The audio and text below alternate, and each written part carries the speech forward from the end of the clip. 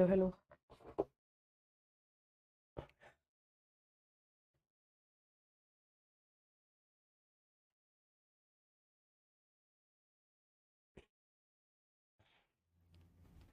Hello बच्चा party.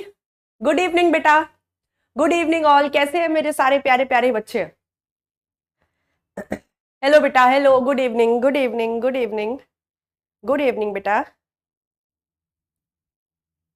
Ma'am class 6:15 से है, आपने पहले क्यों स्टार्ट कर दी? क्योंकि बेटा आज क्लास हमने 6 बजे से स्केड्यूल करी थी। कोई बात नहीं, आपको थोड़ा जल्दी छोड़ देंगे। आज की क्लास 6 बजे से स्केड्यूल है। अब मुझे नहीं पता क्यों है वो स्केड्यूल्ड, लेकिन ऐप में वो 6 बजे से स्केड्यूल्ड है, तो आई हैव स्टार्टेड एट 6। चलिए चलिए बेटा। तो कैसे हैं मेरे प्यारे प्यारे बच्चे सारे? हाउस द जोश? कल की क्लास सबको अच्छे से समझ में आई थी बेटा? कल की क्लास सबको अच्छे से समझ में आई थी? बताइए। यस। यस। ओके। ओके बेटा। चलिए। तो कल की क्लास एक इंट्रोडक्टरी क्लास थी, जहां मैंने आपको एक टाइम टेबल शेयर किया था, आपको कुछ बातें बताई थी। तो मुझे उम्मीद है बेटा कि आप कल से ही उस चीज को फॉलो करना आपने शुरू कर दिया होगा। कल से नहीं तो आज से फॉलो करना शुरू कर दिया होगा, क्योंकि लेट नहीं करना है, कल पे नहीं टालना है। राइट? कि कल कर लेंगे, कल कर लेंगे, अभी तो बहुत समय, अभी तो 11th स्टार्ट ही तो हुई है। जब ये थॉट प्रोसेस होता है ना बेटा, तो हमें पता भी नहीं चलता कि किस तरह 3-4 महीने निकल जाते हैं और हमारा बहुत सारा बैकलॉग हो जाता है, और फिर हमें टेंशन होती है। तो डे 1 से शुरू करना है। कल जो कुछ सारी बातें मैंने आपके साथ शेयर करी, जो टाइम टेबल आपके साथ शेयर किया, वो सारी बातें आपको डे 1 से अप्लाई करनी है। अगर आप लेट हो गए ना और सोचते रहे कि कल से करेंगे, कल से करेंगे, तो फिर दिक्कत हो जाएगी बेटा। राइट? फिर वही चीज होगी कि पढ़ाई बोझ लगने लगेगी। अगर चाहते हो कि पढ़ाई बोझ ना लगे और इंजॉय करके हर लेक्चर को आप आगे बढ़ते रहो, तो बैकलॉग मत करो और जो बातें कल बताई थी उन्हें अप्लाई करो। तो बेटा कल की क्लास में हमने डिस्कस किया था कि सेल क्या होता है, एक बेसिक सा आइडिया लिया था सेल का। राइट? सेल बेसिक यूनिट होती है लाइफ की। ऑर्गेनिजम्स किस तरह के होते हैं? यूनिसेल्युलर और multi cellular. Multi cellular organism में टिश्यू हो सकता है, टिश्यू सिस्टम हो सकता है, ऑर्गन हो सकता है, ऑर्गन सिस्टम हो सकता है। फिर हमने जाना प्रोकैरियोट्स कौन होते हैं, यूकैरियोट्स कौन होते हैं। राइट? फिर हमने थोड़ा सा सेल के बारे में जाना कि सेल कैसे बना था। ठीक? आज हम क्या जानेंगे बेटा? आ जाओ। आज हम सेल को थोड़ा और जानेंगे, उसका थोड़ा और एक इंट्रोडक्शन लेंगे, और फिर एक एक करके सारे पार्ट्स को डिटेल में देखते चले जाएंगे। और फिर आज मैं आपको बताऊंगी प्रोकैरियोटिक वर्सेस यूकैरियोटिक सेल। कल तो मैंने आपको केवल कुछ एग्जाम्पल्स बताए थे, जिसमें मैंने आपको बताया था कि धरती पर केवल बैक्टीरिया ही प्रोकैरियोट होता है और बाकी जितने सब बचे वो सब यूकैरियोट्स होते हैं। कल तो हमने केवल कुछ क्वेश्चंस किए थे और डिस्कशन किया था। आज हम डिटेल्ड डिस्कशन करेंगे कि एक प्रोकैरियोटिक सेल और एक यूकैरियोटिक सेल में क्या डिफरेंस है।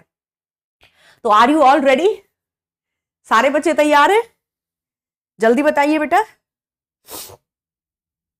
All of you are ready? चलिए तो स्टार्ट करते हैं बेटा, आ जाइए। हाँ जी। तो कल का एक छोटा सा रिवीजन देती हूं मैं, शायद कल कुछ बच्चे ना आ पाए हो, तो एक छोटा सा फटाफट से रिकैपिचुलेट कर लेते हैं बेटा। मैंने आपको बताया था कि धरती पे पहले पानी ही पानी था, और फिर इस पानी में ही तो लाइफ ओरिजिनेट हुई, इस पानी में ही तो लाइफ ने जन्म लिया। तो ये जो पानी है ये थोड़ा थोड़ा इकट्ठा होने लग गया, और इसी को हमने क्या कहना शुरू कर दिया था? साइटोसोल। तो साइटोसोल क्या होता है बेटा?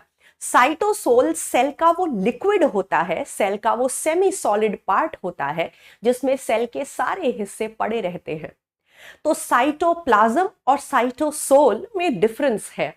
साइटोसोल तो केवल लिक्विड लिक्विड पार्ट है, लेकिन जब मैं इस लिक्विड लिक्विड पार्ट में साइटोप्लाज्म में ये सेल ऑर्गेनेलीज ऐड कर देती हूं, तो बन जाता है साइटोप्लाज्म।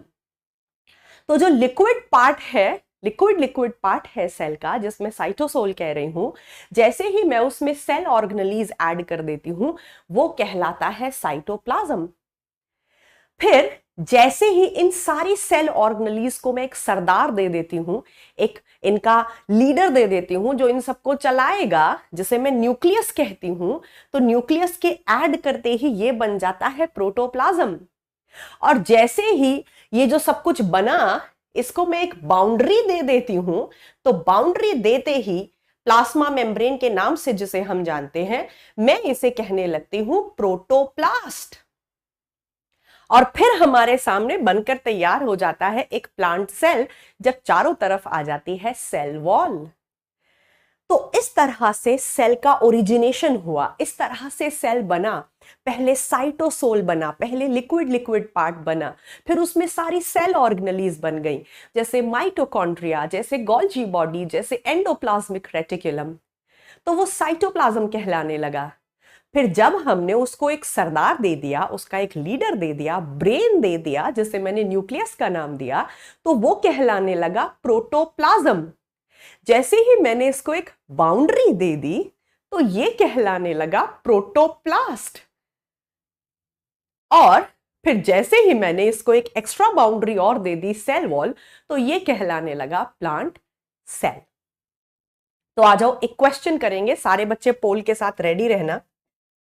ये मैंने कल आपको बताया था बेटा कि साइटोसोल क्या होता है, द सेमी सॉलिड और the fluid of the cell. जो सेल का फ्लूइड है, जिसमें सारा पानी प्रेजेंट है सेल का, जिसमें आयंस प्रेजेंट हैं, जिसमें फूड पार्टिकल्स प्रेजेंट हैं, उसे मैं क्या कह रही हूं, cytosol. Cytoplasm is equal to cytosol plus cell organelles. इन सारी बातों में बच्चे बहुत कंफ्यूज्ड रहते हैं। मुझसे अक्सर बच्चे पूछते हैं, मैम साइटोसोल और साइटोप्लाज्म में क्या डिफरेंस होता है? Ma'am what is the difference between protoplasm and protoplast? इसीलिए बेटा ये सारी टर्म्स मैंने आपको पहले ही क्लियर कर दी चैप्टर से पहले ही, कि साइटोप्लाज्म तब बनेगा जब मैं इस लिक्विड लिक्विड पार्ट में सेल ऑर्गेनेलीज ऐड कर दूंगी। तो cytoplasm will be equal to cytosol plus cell organelles. फिर बेटा जी प्रोटोप्लाज्म आता है जब मैं इस साइटोप्लाज्म में न्यूक्लियस ऐड कर दूंगी, तो ये बन जाएगा प्रोटोप्लाज्म। और फिर जब मैं इस प्रोटोप्लाज्म को एक बाउंड्री यानी कि प्लाज्मा मेम्ब्रेन दे दूंगी, तो ये बन जाएगा प्रोटोप्लास्ट। और जब मैं इस प्रोटोप्लास्ट के चारों तरफ सेल वॉल भी ऐड कर दूंगी, तो ये कहलाने लगेगा प्लांट सेल। राइट? तो ये सारे वर्ड्स देखो बेटा, cytosol, cytoplasm, protoplasm, protoplast, plant cell, ये सब क्या इनके मायने हैं, मुझे उम्मीद है कि आपको समझ आ गया होगा। अब यहां पे मैं आपको आज बहुत सारी बातें बताने वाली हूं। कई बार तो बच्चों को ये कंफ्यूजन भी रहता है that what is the difference between plasma membrane and cell membrane. वो भी थोड़ा सा डिफरेंस बताऊंगी। सेल वॉल और प्लाज्मा मेम्ब्रेन के बीच में क्या डिफरेंस होता है वो भी आपको बताएंगे। राइट? तो पहले एक क्वेश्चन करते हैं जो नीट में आया हुआ है। हम साथ साथ क्वेश्चंस भी करते चलेंगे बेटा हर एक पोर्शन से, ताकि आपको एक आइडिया हो जाए कि नीट में किस तरह के क्वेश्चंस आते हैं। सो रेडी ऑल, सारे बच्चे पोल के लिए रेडी हो जाओ, क्वेश्चन के लिए रेडी हो जाओ। तो ये रहा आपके सामने एक क्वेश्चन, सारे बच्चे सोच समझ के इसका जवाब देंगे। A plant cell without cell wall is called as. अगर मैं किसी प्लांट सेल से सेल वॉल को हटा दूं, ठीक है, तो जो बचेगा मैं उसे क्या कहूंगी? आपके ऑप्शंस है ये, और आपका समय शुरू होता है अब। 45 सेकंड का पोल मैं स्टार्ट कर रही हूं, आपका समय चालू हो गया है बेटा। 45 सेकंड्स हैं आपके पास, सोचो समझो और फटाक से जवाब दो। A plant cell without cell wall is called as. अरे बाप रे, ये तो चलिए इसको बाद में ऑन कर लेंगे, पहले आप इसका जवाब दो। वेरी गुड, चैट बॉक्स में भी बच्चे काफी सारे जवाब दे रहे हैं, वेरी गुड बेटा।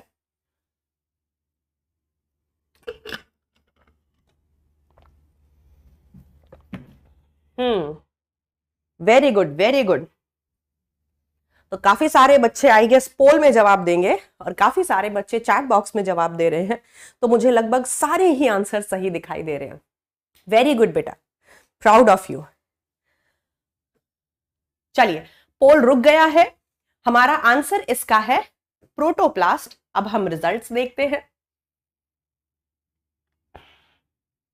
देखते हैं कितने बच्चों ने सही जवाब दिया है। What has happened? Yes, oh very nice. तो यहां आप देख सकते हो बेटा 63% बच्चों ने, 63 भी नहीं बल्कि 63.92 यानी कि 64% बच्चों ने आंसर सही दिया है। Very good. कल मैंने पहला पोल कराया था तो 34% बच्चों ने आंसर सही दिया था। दूसरा पोल कराया था तो 61% बच्चों ने आंसर सही दिया था। और आज मैं तीसरा पोल करा रही हूं तो 64% बच्चों ने आंसर सही दिया है। और ये परसेंटेज इंक्रीज हो रही है और ये मुझे बहुत खुशी दे रहा है कि आप हर दिन इंप्रूव होते चले जाओगे। तो बिल्कुल सही बेटा, 20% बच्चों ने आंसर ए दिया है, 15% बच्चों ने आंसर सी दिया है और 2% बच्चों ने लगभग आंसर डी दिया है। देखते हैं, सबसे पहले आंसर दिया है जिया मेहता ने 2.8 सेकेंड्स में। Very good. फिर वेदांत त्रिपाठी, देन अरुवन साहब, then Vedant and then Kunal. तो ये 5 बच्चे हैं टॉप 5 जिन्होंने बहुत तेजी से आंसर किया है। अब देखते हैं बेटा, जाइए कि कहां आप लोगों ने गड़बड़ की है सोचने में। देखो बेटा, अब प्लांट सेल, कुछ बच्चे सॉरी मैम लिख रहे हैं। कोई बात नहीं बेटा, सॉरी मत लिखो, अभी तो आप सीख रहे हो। मैंने कल भी ये बात आपको बोली थी कि ये जरूरी नहीं है कि आपको आता है या नहीं आता, ये जरूरी है कि आप सीखना चाहते हो या नहीं। तो सॉरी मत बोलो, कोई दिक्कत नहीं है। देखो, अब plant cell without cell wall. देखो बेटा, अभी मैंने आपको क्या समझाया, ये देखो यहां, ये क्या बन गया था? प्रोटोप्लास्ट। प्रोटोप्लास्ट, प्लाज्मा मेम्ब्रेन है बेटा जी, प्लाज्मा मेम्ब्रेन है। इसमें प्रोटोप्लास्ट में क्या क्या आता है ये सुनो। प्रोटोप्लास्ट में क्या क्या आता है? प्लाज्मा मेम्ब्रेन, साइटोसोल, पूरी सारी सेल ऑर्गेनेलीज, न्यूक्लियस, ये सब कुछ प्रोटोप्लास्ट में आता है। और अगर मैं इस पे सेल वॉल भी चढ़ा दूं तो ये प्लांट सेल बन जाता है। अगर मैं ये सेल वॉल को हटा दूं तो जो बचेगा वो क्या कहलाएगा बेटा? प्रोटोप्लास्ट। तो ये नीट का आया हुआ क्वेश्चन है बेटा और इसका आंसर बनता है बी। सॉरी। एक प्लांट सेल से अगर आप सेल वॉल हटा दो तो जो बचता है वो प्रोटोप्लास्ट कहलाता है। अब सोचने वाली बात है, काफी सारे बच्चों ने आंसर ए भी दिया था कि मैम एनिमल सेल के पास तो सेल वॉल नहीं होती, तो हम ये क्यों नहीं कह सकते कि एनिमल सेल बन जाता है प्लांट सेल जब हम सेल वॉल हटा दें। अगर हम किसी प्लांट सेल से सेल वॉल हटा दें तो वो एनिमल सेल भी तो कहलाया जा सकता है, क्योंकि एनिमल सेल के पास सेल वॉल नहीं होती। नहीं कहलाया जा सकता बेटा, क्योंकि प्लांट सेल और एनिमल सेल में थोड़ा डिफरेंस होता है। ये आप 9वीं क्लास से पढ़ते आ रहे हो। प्लांट सेल के पास वैक्यूल होता है, एनिमल सेल के पास नहीं होता। प्लांट सेल के पास सेंट्रियोल नहीं होता, एनिमल सेल के पास होता है। ये सब आगे मैं आपको डिटेल में बताऊंगी। तो बताओ, सोच के देखो, अगर आपने एक प्लांट सेल से सेल वॉल हटा दी तो जो बचा, क्या आप उसे एनिमल सेल कह सकते हो? नहीं कह सकते ना बेटा, क्योंकि इस सेल में क्लोरोप्लास्ट होगा, वैक्यूल होगा, जो कि एनिमल सेल में नहीं होता है। तो इसीलिए जब आप किसी प्लांट सेल से सेल वॉल हटा दो तो आप उसे एनिमल सेल नहीं कह सकते, आप उसे क्या कहोगे? प्रोटोप्लास्ट। चलिए, तो ये नीट का आया हुआ क्वेश्चन है और इस पार्ट से किस तरह के क्वेश्चन आते हैं वो हमने जान लिया। अब मैं यहां पे एक बात आपको और बताती हूं बेटा, ध्यान से सुनना, कि ये जितने भी हिस्से मैंने लिखे हैं ना, ये सारे लिविंग होते हैं, जिंदा पार्ट्स होते हैं सेल के। साइटोसोल, साइटोप्लाज्म, प्रोटोप्लाज्म, प्रोटोप्लास्ट, ये सारे सेल के लिविंग पार्ट्स होते हैं, ये जिंदा होते हैं। लेकिन सेल वॉल डेड लेयर होती है, सेल वॉल मरी हुई लेयर होती है, ये ध्यान रखना। तो सेल के सारे हिस्से लिविंग हिस्से होते हैं, केवल किसे छोड़कर? सेल वॉल को छोड़कर। ये पॉइंट ध्यान रखना, ठीक है बेटा जी। चलिए आ जाओ मेरे बच्चों। अब एनसीईआरटी की लाइन देखते हैं कि एनसीईआरटी सेल के बारे में क्या कह रही है। मैंने कल ही आपको बोला था बेटा कि मैं एनसीईआरटी को कैसे पढ़ना है, उसे कैसे समझना है, ये हम क्लास में ही सीखेंगे। क्योंकि पेपर कहाँ से बनता है, स्कूल का भी और नीट का भी एनसीईआरटी से। तो आ जाओ एनसीईआरटी को पढ़ना सीखते हैं साथ साथ। What is a cell? एक सेल क्या होता है, आ जाओ समझते हैं।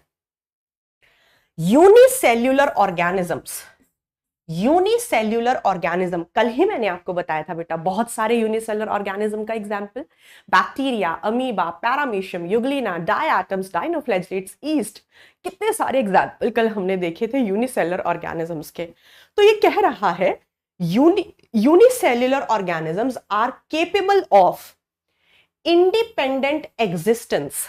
ये कह रहा है कि एक ऐसा ऑर्गेनिज्म जो केवल एक सेल का बना होता है वो आजादी से जी सकता है, वो इंडिपेंडेंट एग्जिस्टेंस दिखा सकता है, माने वो किसी और के ऊपर निर्भर नहीं होता। बैक्टीरिया आजादी से जीता है, अमीबा, पैरामीशियम, यूग्लिना, ये सारे इंडिपेंडेंटली जीते हैं, किसी और के ऊपर निर्भर नहीं होते हैं। दूसरा वो कह रहा है performing the essential functions of life, और जितने भी जरूरी कामकाज होते हैं जिंदा रहने के लिए वो सारे वो कर पाते हैं। अमीबा की बॉडी एक सेल की बनी होती है लेकिन वो सारे काम करता है। अमीबा में डाइजेशन भी होता है, एक्सक्रीशन भी होता है, रेस्पिरेशन भी होता है। यानी कि यहां से मुझे क्या बात समझ में आ रही है, एनसीईआरटी ये समझाना चाह रही है कि ऐसे ऑर्गेनिजम्स जिनकी बॉडी केवल एक सेल की बनी होती है वो आजादी से जी सकते हैं, किसी के ऊपर निर्भर नहीं होते, और उस एक सेल में भी सारे काम होते हैं, डाइजेशन, एक्सक्रीशन, रेस्पिरेशन, एवरीथिंग। यानी कि एक सेल में ये पावर होती है कि वो इंडिपेंडेंटली एग्जिस्ट कर सकता है, और एक सिंगल सेल के अंदर सारे काम होते हैं, डाइजेशन भी होता है, एक सिंगल सेल से एक्सक्रीशन भी होता है, और एक सिंगल सेल में रेस्पिरेशन भी हो सकता है। इसीलिए तो हम कहते हैं बेटा cell is the structural and functional unit of life. मेरी बॉडी इतने सारे सेल्स से मिलकर बनी है ना। तो मैं कैसी ऑर्गेनिज्म हूं, मल्टी सेल्यूलर, लेकिन मेरी बॉडी का हर एक सेल अपने आप को आजादी से जिंदा रखने की कैपेसिटी रखता है, और मेरी बॉडी के हर एक सेल में वो सारे काम हो रहे हैं जो दूसरे सेल्स में हो रहे हैं। राइट, इसका मतलब सेल ही लाइफ का बेसिस है। एक सेल अपने आप को आजादी से जिंदा रख सकता है, उसमें एक क्षमता है, उसमें एक कैपेसिटी है, और बहुत सारे सेल्स मिलकर एक ग्रुप बना लेते हैं तो मल्टी सेलुलर ऑर्गेनिज्म बन जाता है। एनीथिंग, देखो आगे वाली लाइन कितने प्यार से कह रहा है, anything less than a complete structure of a cell does not ensure independent living. कह रहा है anything less than a complete structure of a cell, ऐसी कोई भी चीज जिसके पास एक प्रॉपर स्ट्रक्चर नहीं है सेल का, यानी कि साइटोप्लाज्म नहीं है, न्यूक्लियस नहीं है, ऑर्गेनेलीज नहीं है, मेम्ब्रेन नहीं है, तो एक ऐसा स्ट्रक्चर, एक ऐसी कोई चीज जिसके पास प्रॉपर सेल नहीं है वो इंडिपेंडेंट नहीं जी सकता। Anything less than a complete structure of a cell does not ensure independent living. Example क्या बताया था कल, कौन बच्चा बताएगा, बताओ। ये जो लाइन है इसका एग्जाम्पल बताओ बेटा, जल्दी बताओ मेरे बच्चों, कौन बताएगा, कौन बताएगा।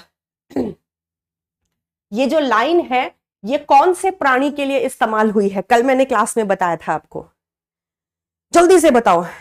वेरी गुड, राज ने आंसर किया है, अरे वाह, आप तो अच्छे बच्चे हो यार, मजा आएगा आप लोग के साथ इस बैच में।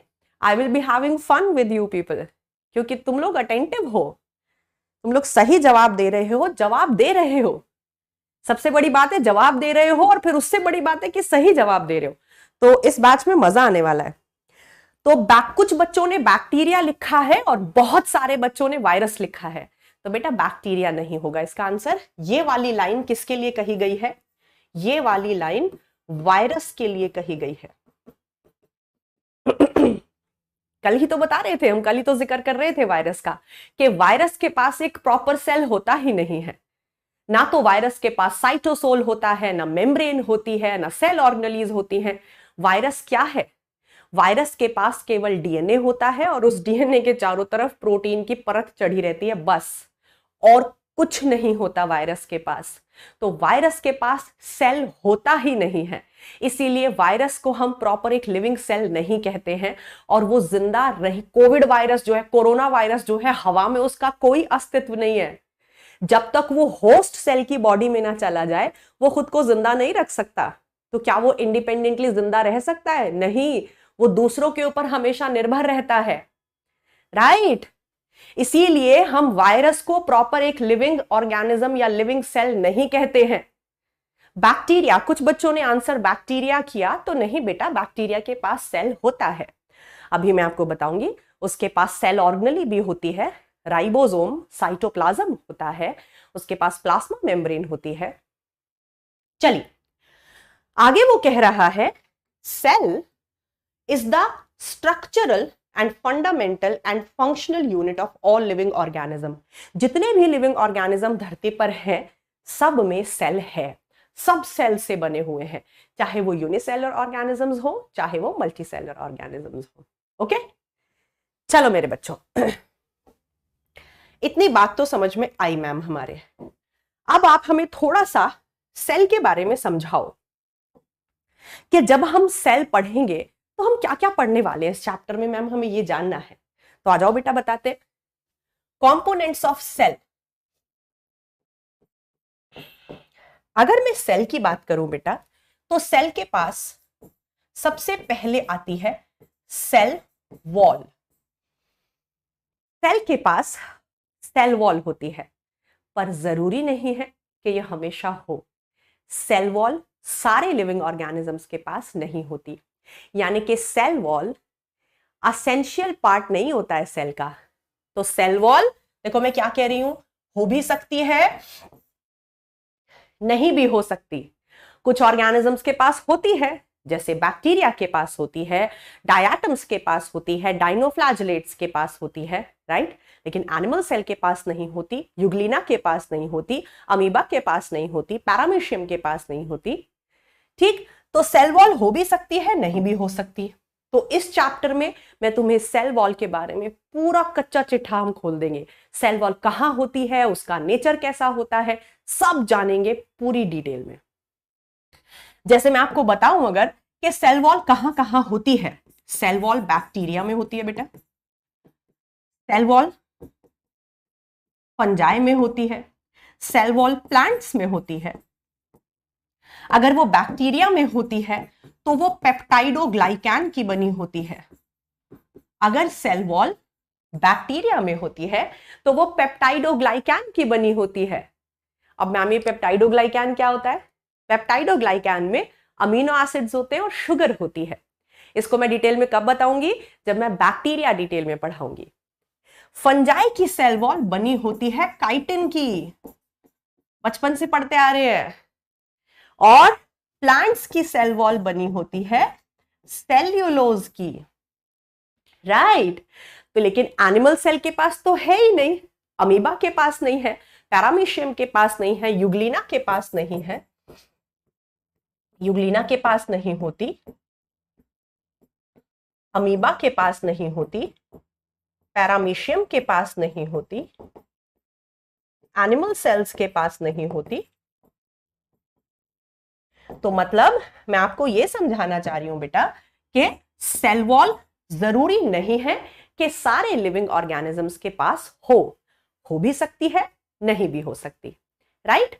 जब मैं आपको बैक्टीरिया पढ़ाऊंगी तो मैं बैक्टीरिया की सेल वॉल को पूरा डिटेल में पढ़ाऊंगी।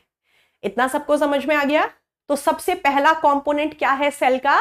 Cell wall, right. ये कैसा पार्ट होता है सेल का? This is the dead part of the cell, this is the dead part. ये मरी हुई लेयर होती है, बाकी जितनी चीजें सेल के पास होती हैं वो सब लिविंग पार्ट होता है सेल का, राइट। तो इसको बेटा फटाफट से लिखो, आपके पास है 30 सेकेंड्स, इसको कंप्लीट कर लो, फिर मैं आगे दूसरा कंपोनेंट बताती हूं। जल्दी से खत्म करो।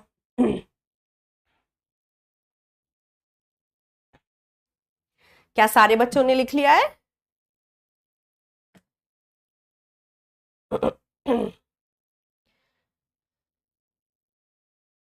सुकृति कह रही है कि मैम प्लांट की सेल वॉल में हेमीसेल्यूलोज, पेक्टिन और प्रोटीन्स भी होते हैं। वेरी वेरी गुड बेटा सुकृति, वेरी वेरी गुड। ये मैं कब पढ़ाऊंगी डिटेल में, अभी तो मैं आपको केवल बेसिक सा आइडिया दे रही हूं।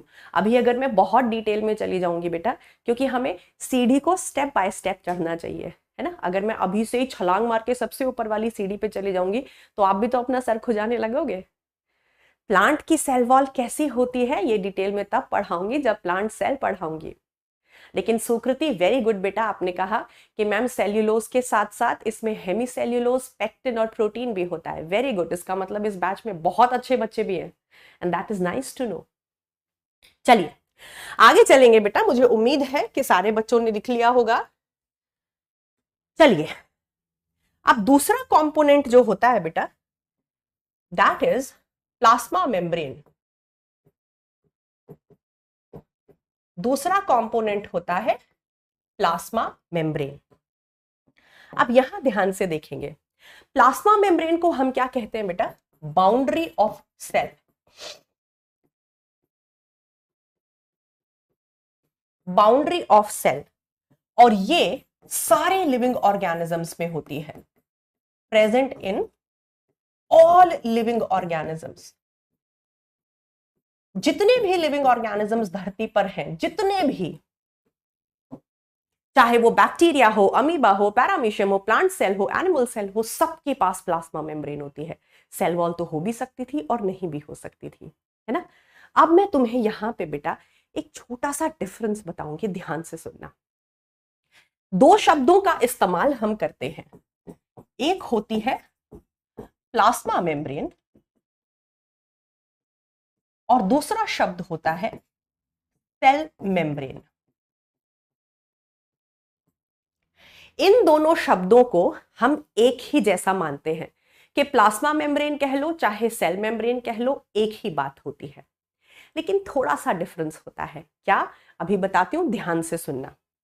देखो बेटा, मैं एक सेल के पास चल रही हूं, ये एक सेल है, ठीक है, और सेल के अंदर होती है सेल ऑर्गेनेलीज, जैसे ये माइटोकॉन्ड्रिया है, ठीक बेटा, ये क्लोरोप्लास्ट है, ये क्लोरोप्लास्ट है, ठीक है, और ये आपका सपोज वैक्यूल है, ये गोल्जी बॉडी है।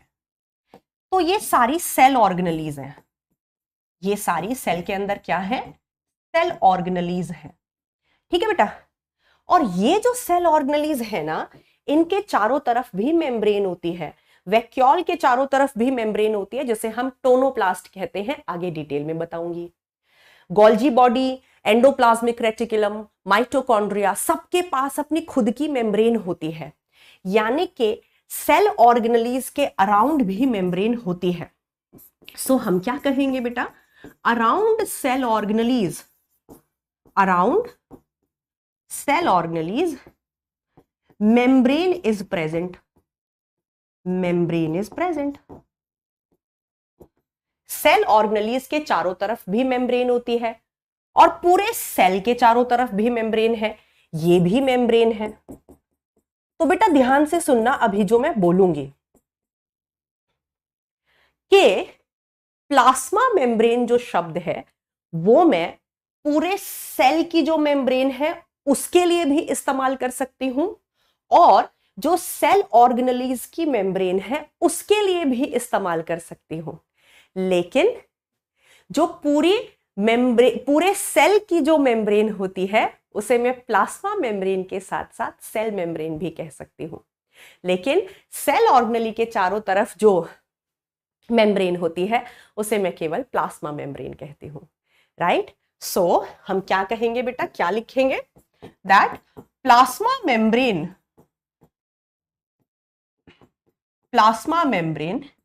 is the membrane around cell organelles, around cell organelles,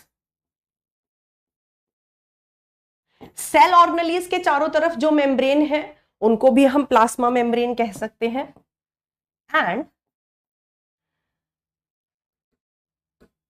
but the plasma membrane around cell is specifically called as cell membrane, but the plasma membrane around cell, पूरे cell के चारों तरफ जो plasma membrane है around the cell is specifically called as, उसे मैं specifically क्या कहती हूं बेटा, उसे मैं स्पेसिफिकली कहती हूं सेल मेम्ब्रेन। बस ये छोटा सा डिफरेंस है।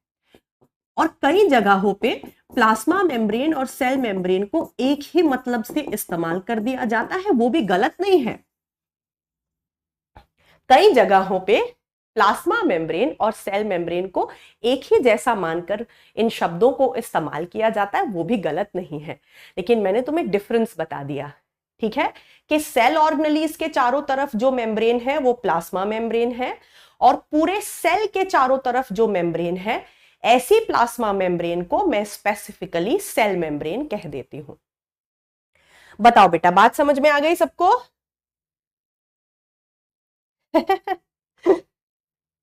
ओम प्रकाश पूछ रहा है, मैम सेल ऑर्गेनेलीज के मेम्ब्रेन को हम सेल ऑर्गेनेली की मेम्ब्रेन नहीं कह सकते? कह सकते हो। सेल ऑर्गेनेली के चारों तरफ जो मेम्ब्रेन है उसको आप सेल ऑर्गेनेली की मेम्ब्रेन कह लो, और उसको प्लाज्मा मेम्ब्रेन भी कह लो। ठीक बेटा ओम प्रकाश?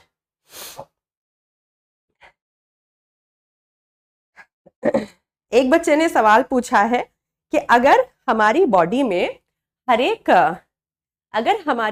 हर एक सेल इंडिपेंडेंट है, ये लिख लो बेटा, ये लिख लो, मैं तुम्हें समय दे रही हूं, मैं साइड हो जाती हूं, तब तक एक बच्चे का सवाल मैं ले लेती हूं। एक बच्चा पूछ रहा है कि मैम अगर जो मल्टी सेलर ऑर्गेनिजम्स होते हैं उनकी बॉडी में हर एक सेल इंडिपेंडेंटली जी सकता है, तो फिर तो वो कभी मरेंगे ही नहीं। क्यों नहीं मरेंगे बेटा? हर एक सेल की अपनी लाइफ होती है। मेरी बॉडी में जितने भी सेल है ना, हर एक सेल की अपनी लाइफ है, जिसके बाद वो मर जाएगा, और नए नए सेल्स बनते रहते हैं, पुराने सेल्स मरते रहते हैं। वो इमॉर्टल नहीं है, इसे बोलते हैं एजिंग इन सेल्स। ओके बेटा, चलिए सबने लिख लिया है बेटा? Everyone done? मैम रिपीट कर दो। ठीक है बेटा, एक बार और सुन लो। देखो, सेल के अंदर सेल ऑर्गेनेली के चारों तरफ भी मेम्ब्रेन होती है, और पूरे सेल के चारों तरफ भी मेम्ब्रेन होती है। तो जो सेल ऑर्गेनेली के चारों तरफ मेम्ब्रेन होती है उसे हम प्लाज्मा मेम्ब्रेन कहते हैं, लेकिन पूरे सेल के चारों तरफ जो मेम्ब्रेन होती है, ऐसी प्लाज्मा मेम्ब्रेन को हम स्पेसिफिकली सेल मेम्ब्रेन कहते हैं। ओके, चलिए, तो ये बातें मुझे समझ आई। फिर और क्या होता है? पहली बात तो मैंने आपको बताई कि एक सेल के पास सेल वॉल होती है, जो हो भी सकती है, कुछ ऑर्गेनिज्म के पास नहीं भी हो सकती। फिर हमने बात करी प्लाज्मा मेम्ब्रेन और सेल मेम्ब्रेन की, जो सारे लिविंग सेल्स में होती हैं। फिर हम बात करते हैं बेटा, क्वेश्चन बाद में करेंगे, फिर हम बात करते हैं तीसरे कंपोनेंट की, और वो तीसरा कंपोनेंट है बेटा सेल ऑर्गेनेलीज। सेल ऑर्गेनेलीज क्या होते हैं बेटा? These are the specific parts of cell, these are the specific parts of cell which perform a specific function, which perform a specific function। जैसे एक पूरा परिवार होता है, तो सेल को एक परिवार की तरह समझो, और उसमें अलग अलग सदस्य होते हैं, है ना? जैसे फादर का रोल क्या है आप जानते हो, मदर का रोल क्या है, भाई बहन। तो ऐसे ही अलग अलग छोटे छोटे हिस्से मिलकर पूरा एक सेल बनाते हैं, और हर एक हिस्से का अपना एक स्पेसिफिक काम है। जैसे माइटोकॉन्ड्रिया का रेस्पिरेशन करने का, क्लोरोप्लास्ट का फोटोसिंथेसिस करने का, लाइसोसोम का डाइजेशन करने का, एंडोप्लाज्मिक रेटिकुलम का प्रोटीन या फैट बनाने का, राइट? तो सेल के अंदर वो पार्ट्स जिनका एक स्पेसिफिक फंक्शन है, उन्हें हम सेल ऑर्गेनेलीज कहते हैं। अब ध्यान से सुनना जो बोलूंगी, कि जो ये सेल ऑर्गेनेलीज हैं, सेल के अंदर जो ये सेल ऑर्गेनेलीज होती हैं बेटा, ये भी 3 तरह की हो सकती हैं। सारे बच्चे ध्यान से सुनेंगे, ये भी 3 तरह की हो सकती हैं। नॉन मेम्ब्रेन बाउंड बड़ा इंपॉर्टेंट पॉइंट है बेटा, ये बड़ा इंपॉर्टेंट पॉइंट है। Non membrane bound cell organelles, ठीक। दूसरा मेम्ब्रेन बाउंड सेल ऑर्गेनेलीज, इसको दो में बांटते हैं पहले। दूसरा होगा बेटा membrane bound cell organelles. Ma'am क्या मतलब हुआ, हमें समझ नहीं आया, अभी समझाते हैं बेटा। सेल के अंदर दो तरह की सेल ऑर्गेनेलीज हो सकती हैं। कुछ ऐसी भी होती हैं जिनके पास अपनी खुद की मेम्ब्रेन नहीं होती। ऐसी सेल ऑर्गेनेलीज को हम non membrane bound cell organelles कहते हैं। ऐसी सेल ऑर्गेनेली जिनके पास अपनी खुद की पर्सनल मेम्ब्रेन होती है उन्हें हम मेम्ब्रेन बाउंड सेल ऑर्गेनेलीज कहते हैं। तो non membrane bound cell organelles which do not have a membrane around them, which do not have a membrane around them, ऐसी सेल ऑर्गेनेलीज बेटा जिनके पास खुद की मेम्ब्रेन नहीं होती। मैम एग्जाम्पल बताओगे? पहले तुम बताओ चैट बॉक्स में जल्दी से।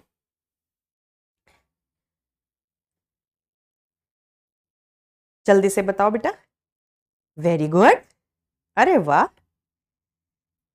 कुछ बच्चे सही जवाब दे रहे हैं। जल्दी से चैट बॉक्स में आंसर करो जिन जिनको इसका आंसर पता है।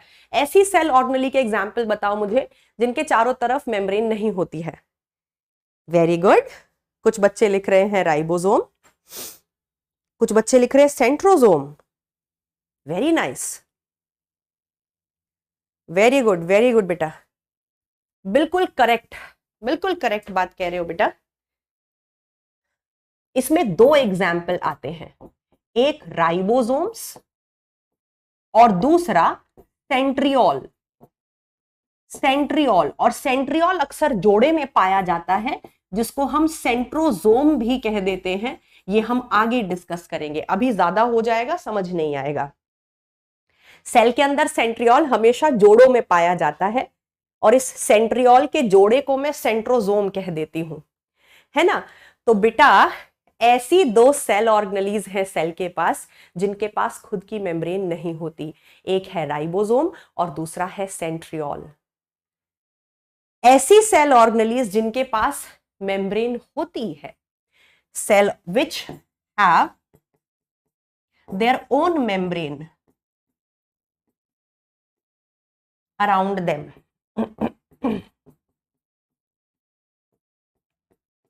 इनके चारों तरफ अपनी खुद की मेम्ब्रेन होती है भाई। ऐसी सेल ऑर्गेनेलीज को हम मेम्ब्रेन बाउंड सेल ऑर्गेनेलीज कहते हैं। बेटा इसको लिख लो, मैं तुम्हें 15 सेकंड दे रही हूं, फटाक से खत्म कर लो, फिर आगे बताऊंगी मेम्ब्रेन बाउंड सेल ऑर्गेनेलीज के बारे में कुछ और। इसको लिखो जल्दी से, अगर लिख लिया है तो जल्दी से मुझे बताओ बेटा, अगर लिख लिया है तो जल्दी से मुझे बताओ।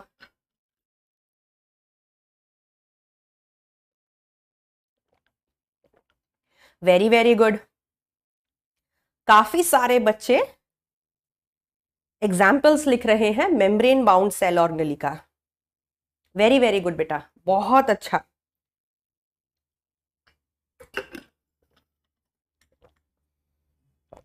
बहुत ही गजब, आप लोग तो पहले से ही बहुत कुछ जानते हो बेटा। मुझे बहुत मजा आएगा, क्वेश्चन बाद में करेंगे।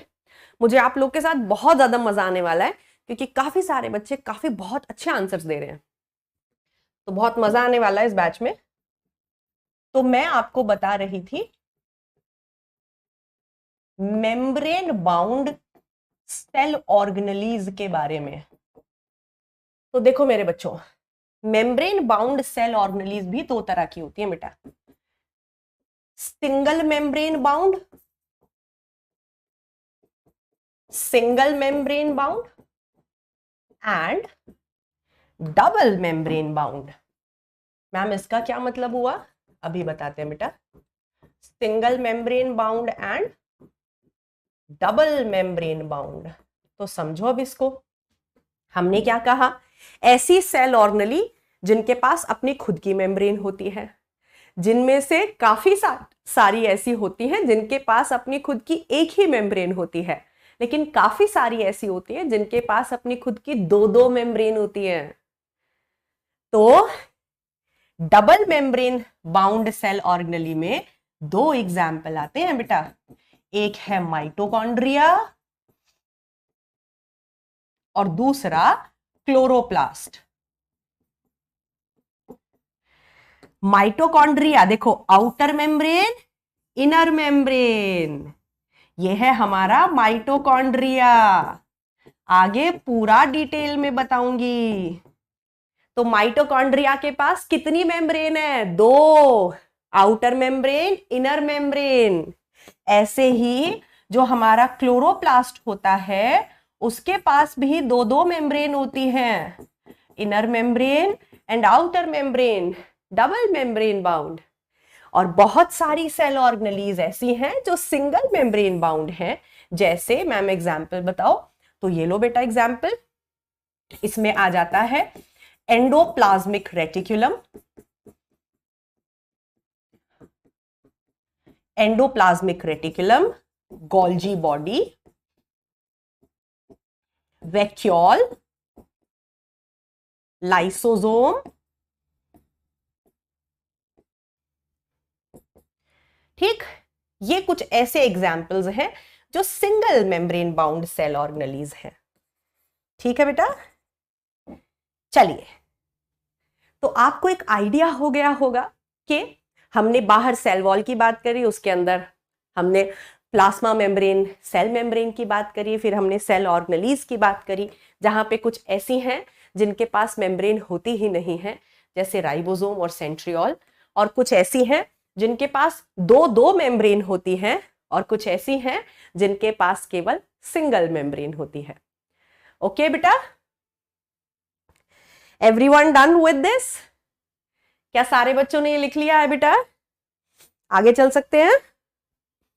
हाँ बेटा, प्लास्टिड कह सकते हो, बिल्कुल, वेरी गुड, बिल्कुल वेरी गुड बेटा। Chloroplast is a type of plastid जिसमें ल्यूकोप्लास्ट और क्रोमोप्लास्ट भी आ जाता है, वो आगे हम डिटेल में देखेंगे। ठीक है, वेरी गुड बेटा, वेरी नाइस। बड़े प्यारे बच्चे हो यार तुम तो, मजा आ गया एकदम देख के तुम लोग को। बहुत बढ़िया बेटा, बहुत बढ़िया, बहुत बढ़िया। चलिए आगे चलते हैं। अब ये बात तो मैम समझ आ गई हमें, समझ आ गई तो फिर एक बात और समझो, और सेल के पास क्या होता है। हमने सेल ऑर्गेनेलीज की बात करी, अब बेटा हम बात करेंगे fourth component of the cell, and that is nucleus. Nucleus को हम कहते हैं the brain of the cell.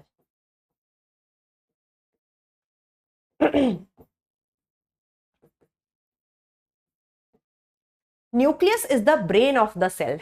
Nucleus का काम क्या होता है बेटा?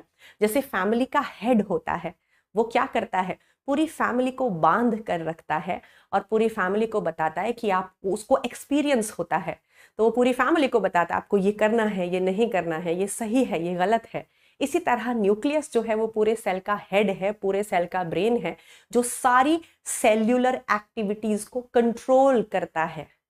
सो nucleus controls the nucleus controls all the cellular activities। सारी सेल्यूलर एक्टिविटीज को कंट्रोल करने वाला कौन है? हमारा न्यूक्लियस है। पूरे सेल को चलाने वाला कौन है? न्यूक्लियस है। और न्यूक्लियस के अंदर क्या पाया जाता है? हमारे क्रोमोसोम्स, हमारा डीएनए। जैसे ह्यूमन सेल में 46 क्रोमोसोम्स होते हैं, वो कहाँ पाए जाते हैं? न्यूक्लियस के अंदर। सो न्यूक्लियस के अंदर क्या प्रेजेंट होता है? डीएनए, क्रोमोसोम्स आर प्रेजेंट, जो हम आगे डिटेल में देखेंगे, फुल डिटेल में। चलिए, बाकी मैंने तुम्हें बता ही दिया। और क्या होता है एक सेल में? एक सेल में साइटोसोल होता है, साइटोसोल द लिक्विड पार्ट, बता दिया ना बेटा, सेमी सॉलिड और liquid part of the cell, जिसमें क्या क्या होता है, जिसमें होता है पानी, मिनरल्स होते हैं और आयंस होते हैं। पानी होता है, मिनरल्स होते हैं और आयंस होते हैं। तो हमें एक बेसिक सा आइडिया लग गया एक सेल का कि हम इस चैप्टर में क्या पढ़ने वाले हैं। इन सारे हिस्सों को बहुत डिटेल में पढ़ने वाले हैं।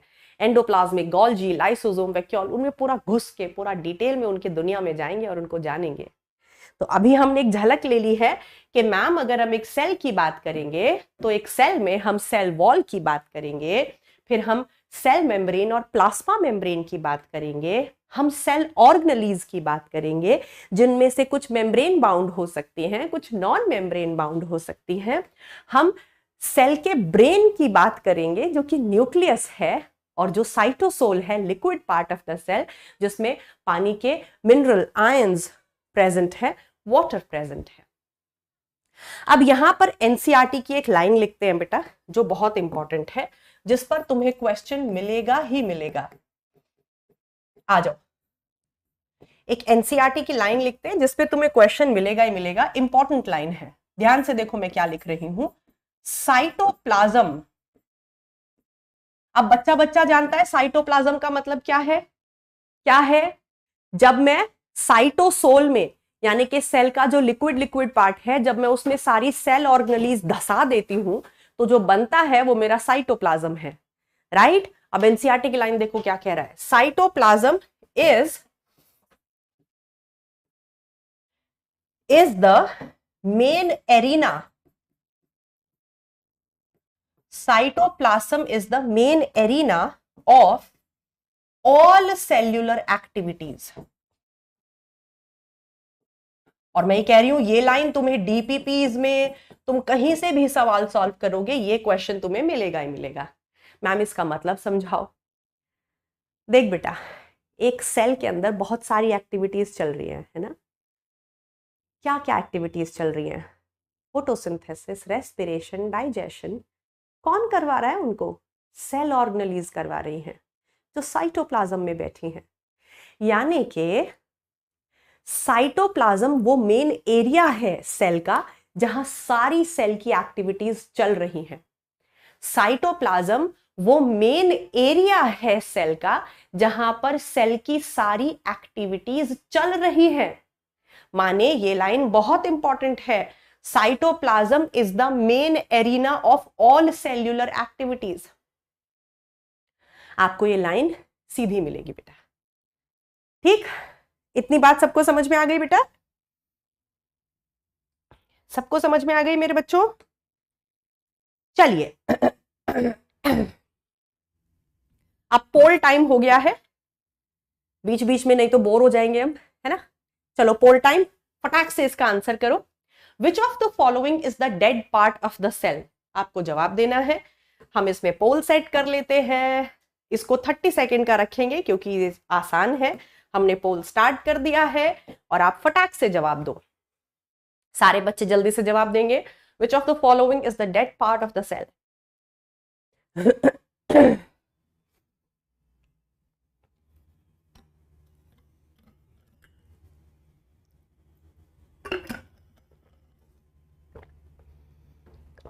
अरे वाह, वेरी नाइस।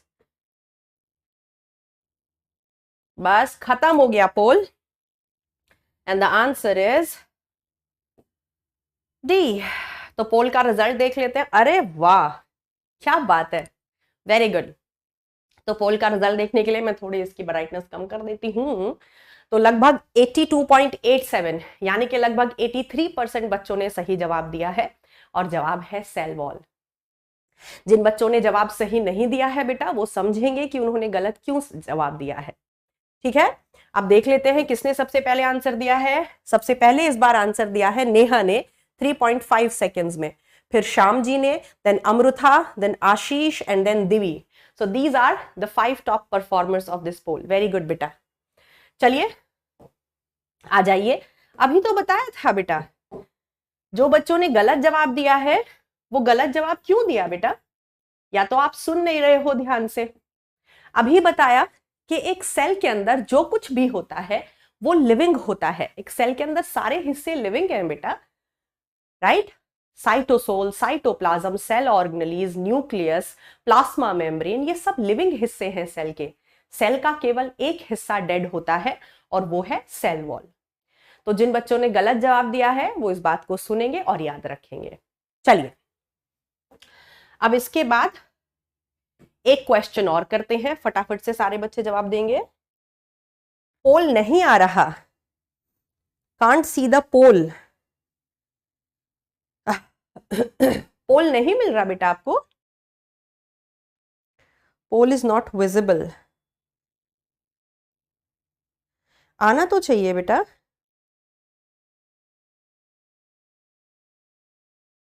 आना तो चाहिए। चलिए मैं अगले लेक्चर में अच्छे से इस पर काम करके आपको डिटेल में बता दूंगी कि आपको फोन में पोल पे कैसे जाना है। ठीक है, चलिए आ जाओ। तो चलिए बेटा आ जाओ, पोल कराते हैं। इस वाले 30 सेकंड का रखेंगे क्योंकि बहुत आसान है। तो हम स्टार्ट कर रहे हैं पोल को। आप जवाब दो। Which of the following does not have an independent existence? इन चारों में से कौन सा ऐसा प्राणी है जिसकी इंडिपेंडेंट एग्जिस्टेंस नहीं है? जल्दी से सारे बच्चे जवाब देंगे। जवाब देंगे बच्चा पार्टी।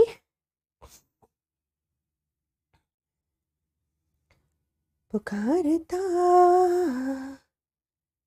चला मैं गली गली बाहर की। Very good, nice. काफी सारे बच्चे जिनको पोल नहीं मिल रहा है शायद वो चैट बॉक्स में आंसर कर रहे हैं और सही आंसर कर रहे हैं बेटा, वेरी गुड। तो इसका आंसर हमारा बनेगा डी। देखते हैं कितने बच्चों ने इसका जवाब सही दिया है।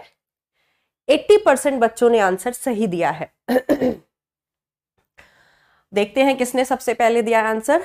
वेदांत ने 2.2 सेकंड में सबसे पहले आंसर किया है, then Tanisha, then Cornish, then Debargha and then Sourajit. तो ये टॉप 5 परफॉर्मर्स हैं इस पोल के, वेरी गुड। आजा बेटा, अभी तो बताया बेटा। बैक्टीरिया, बैक्टीरिया एक प्रॉपर लिविंग सेल है बेटा, उसके पास सेल है। बैक्टीरिया के पास साइटोप्लाज्म होता है, प्लाज्मा मेम्ब्रेन है, इसके पास आपका डीएनए है, इसके पास राइबोसोम, सेल ऑर्गेनेली है। तो बैक्टीरिया एक लिविंग सेल है। Paramecium very much living, it's a unicellular eukaryote. East very much living, unicellular eukaryote. लेकिन वायरस, अभी तो बताया था बेटा। कुछ बच्चे गलत आंसर क्यों कर रहे हैं बेटा? इसका आंसर तो बहुत ही ऑब्वियस है। वायरस के पास एक प्रॉपर सेल नहीं होता, इसीलिए वो इंडिपेंडेंटली एग्जिस्ट नहीं कर सकता। वो होस्ट सेल के बाहर उसका कोई अस्तित्व नहीं है। तो वायरस का कोई इंडिपेंडेंट एग्जिस्टेंस नहीं होता है। कुछ बच्चे जो गलत जवाब दे रहे हैं वो गलत जवाब क्यों दे रहे हो बेटा? चलिए आगे चलते हैं। तो अब तक इस चैप्टर में मैंने आपको इस चैप्टर से कंफर्टेबल करा दिया, मैंने खुद को आपसे कंफर्टेबल करा दिया और शायद आप मुझसे कंफर्टेबल हो गए हो। अब अगले लेक्चर से बेटा हम थोड़ा स्पीड में चलेंगे, राइट? मतलब हम थोड़ा और स्पेसिफिक बातें करेंगे। अभी तो मैं आपको सारी जनरल बातें समझा रही हूँ, है ना?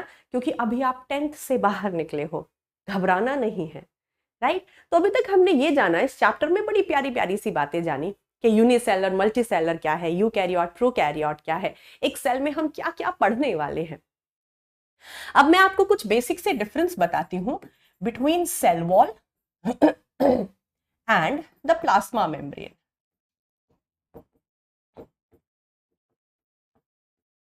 बेसिक से डिफरेंस, बाकी डिटेल तब देखेंगे जब सेल वॉल डिटेल में पढ़ेंगे, प्लाज्मा मेम्ब्रेन को अलग से डिटेल में पढ़ेंगे। Cell wall is a dead layer. मेरे साथ साथ लिखते जाओ बेटा, नोट्स नोट्स मेरे साथ साथ बनाते जाओ। और मुझे उम्मीद है कि सारे बच्चों ने अपनी एक सुंदर सी बॉटनी कॉपी बना ली होगी। तो सेल वॉल एक मरी हुई लेयर होती है, लेकिन प्लाज्मा मेम्ब्रेन एक लिविंग लेयर होती है। Cell wall is not present in all living cells. In all living cells. जरूरी नहीं है बेटा कि जितने भी लिविंग सेल्स धरती पर हैं सबके पास सेल वॉल हो, ये जरूरी नहीं है, अभी मैंने आपको बताया। लेकिन प्लाज्मा मेम्ब्रेन जो है it is present in all living cells. Plasma membrane सारे लिविंग सेल्स में होती है। चलिए फिर अब बड़ा प्यारा पॉइंट आने वाला है, देखो सेल वॉल जो है वो बहुत सख्त लेयर होती है, रिजिड लेयर होती है, लेकिन हमारी प्लाज्मा मेम्ब्रेन फ्लेक्सिबल होती है। प्लाज्मा मेम्ब्रेन फ्लेक्सिबल होती है। सेल वॉल फुल्ली परमिएबल होती है। मैम इसका मतलब क्या है, समझाओ, नहीं समझ आया, ये तो मुश्किल सा शब्द लग रहा है, अभी बताते हैं बेटा। प्लाज्मा मेम्ब्रेन जो है वो सेलेक्टिवली परमिएबल होती है। अब मतलब जानो, अब मतलब जानना बेटा, जो सेल वॉल होती है वो खुला दरबार होती है, ऐसे समझो। लेकिन प्लाज्मा मेम्ब्रेन पहले आकलन करती है, देखती है, अच्छा ये सेल के अंदर जाने लायक है कि नहीं है, सेल को इसकी डिमांड है कि नहीं है। अगर है तो सेल के अंदर जाने देंगे, नहीं है तो नहीं जाने देंगे। तो सेल वॉल किसी को नहीं रोकती, वो खुला दरबार है, फुल्ली परमिएबल है। जिसको सेल के अंदर जाना है चले जाओ। हाँ, कुछ ऐसे बहुत बड़े बड़े मॉलिक्यूल्स होते हैं जैसे बैक्टीरिया, पैथोजेंस, इनको सेल वॉल रोकती है जाने से, लेकिन काफी सारी चीजों को आसानी से जाने देती है। लेकिन वही प्लाज्मा मेम्ब्रेन बहुत सेलेक्टिव है, वो बहुत ध्यान देती है कि कौन सेल के अंदर जाएगा और कौन नहीं जाएगा। तो सेल वॉल फुल्ली परमिएबल होती है, लेकिन वही हमारी प्लाज्मा मेम्ब्रेन सेलेक्टिवली परमिएबल होती है। राइट? तो ये कुछ बेसिक से डिफरेंस है बेटा सेल वॉल और प्लाज्मा मेम्ब्रेन के बीच में। ये डेड है, वो लिविंग है, ये सारे सेल में नहीं होती, वो हर एक सेल में होती है, रिजिड होती है, ये फ्लेक्सिबल होती है, ये फुल्ली परमिएबल होती है और वो सेलेक्टिवली परमिएबल होती है। ओके मेरे बच्चों, सबने लिख लिया बच्चा पार्टी? यस।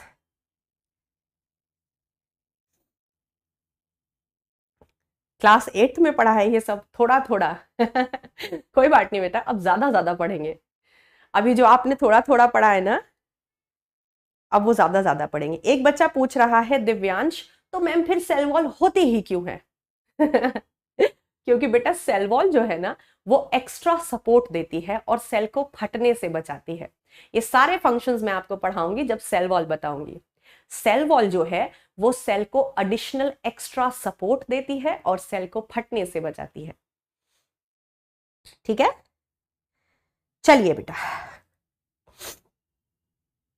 सेमी परमिएबल भी आप लिख सकते हो बेटा, सेमी परमिएबल वर्ड भी लिख सकते हो, लेकिन ज्यादा सही सेलेक्टिवली परमिएबल होता है। और ये सब मैं आपको बताऊंगी, fully permeable, semi permeable, selectively permeable, impermeable, इन चारों का मतलब क्या होता है ये डिटेल में कब बताऊंगी आगे। ठीक है, नहीं तो अभी टॉपिक मिसमैच हो जाएगा। चलिए, अभी इतना मैम हमें समझ आ गया। अब हमें जानना है प्रोकैरियोटिक और यूकैरियोटिक सेल में डिफरेंस। अभी मैंने आपको सब समझा दिया, सेल ऑर्गेनेलीज क्या होती हैं, सेल वॉल क्या होती है, प्लाज्मा मेम्ब्रेन क्या होती है। अब जानते हैं बेटा प्रोकैरियोटिक और यूकैरियोटिक सेल में क्या डिफरेंस होता है। तो आ जाओ जानते हैं। और फिर डिफरेंस देखने के बाद पहले हम अगली क्लास में प्रोकैरियोटिक सेल को पूरा डिटेल में पढ़ेंगे, पूरा डिटेल में, जिसमें हमें 2 क्लास लग जाएंगी। फिर उसके बाद यूकैरियोटिक सेल को पूरा डिटेल में पढ़ेंगे, जिसमें हमें बहुत सारी क्लासेस लग जाएंगी। तो आ जाओ पहले देखते हैं प्रोकैरियोटिक वर्सेस यूकैरियोटिक सेल।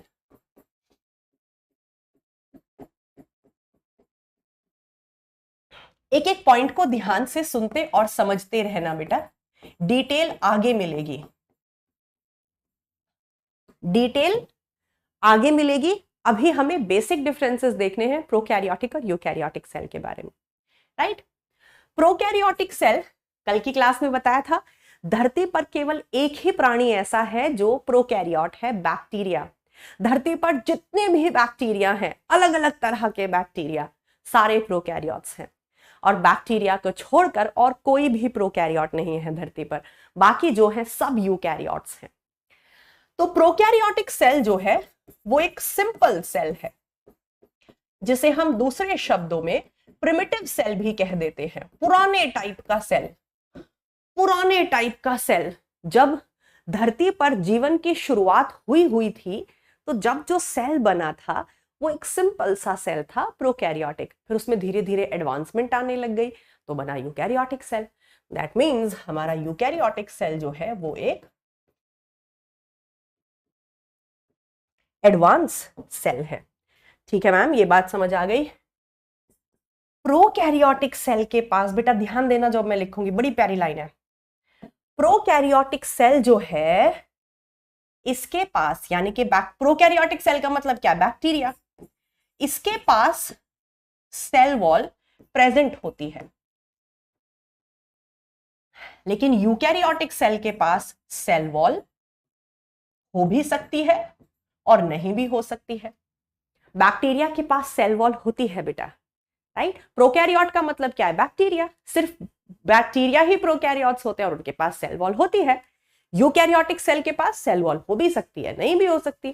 जैसे एनिमल सेल के पास नहीं है, प्लांट सेल के पास है। चलो ये बात भी समझ में आ गई मैम।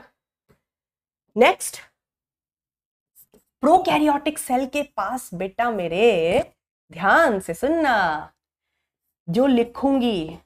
अच्छा मुझे एक बात बताओ, मुझे एक बात बताना कि मैं एक बात तुम्हें बोलूंगी, वो ट्रू होगी कि फॉल्स होगी, चैट बॉक्स में बताओ। पोल नहीं करते चलो, क्योंकि काफी बच्चों को पोल समझ नहीं आ रहे। तो मुझे एक बात बताओ बेटा, अगर मैं ये बोलूं cell organelles are absent in bacteria, ये लाइन ट्रू होगी कि फॉल्स होगी? जल्दी से मुझे चैट बॉक्स में बताओ।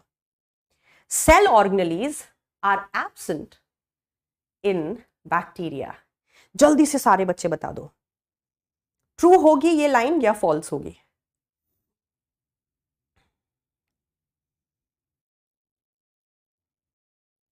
हम्म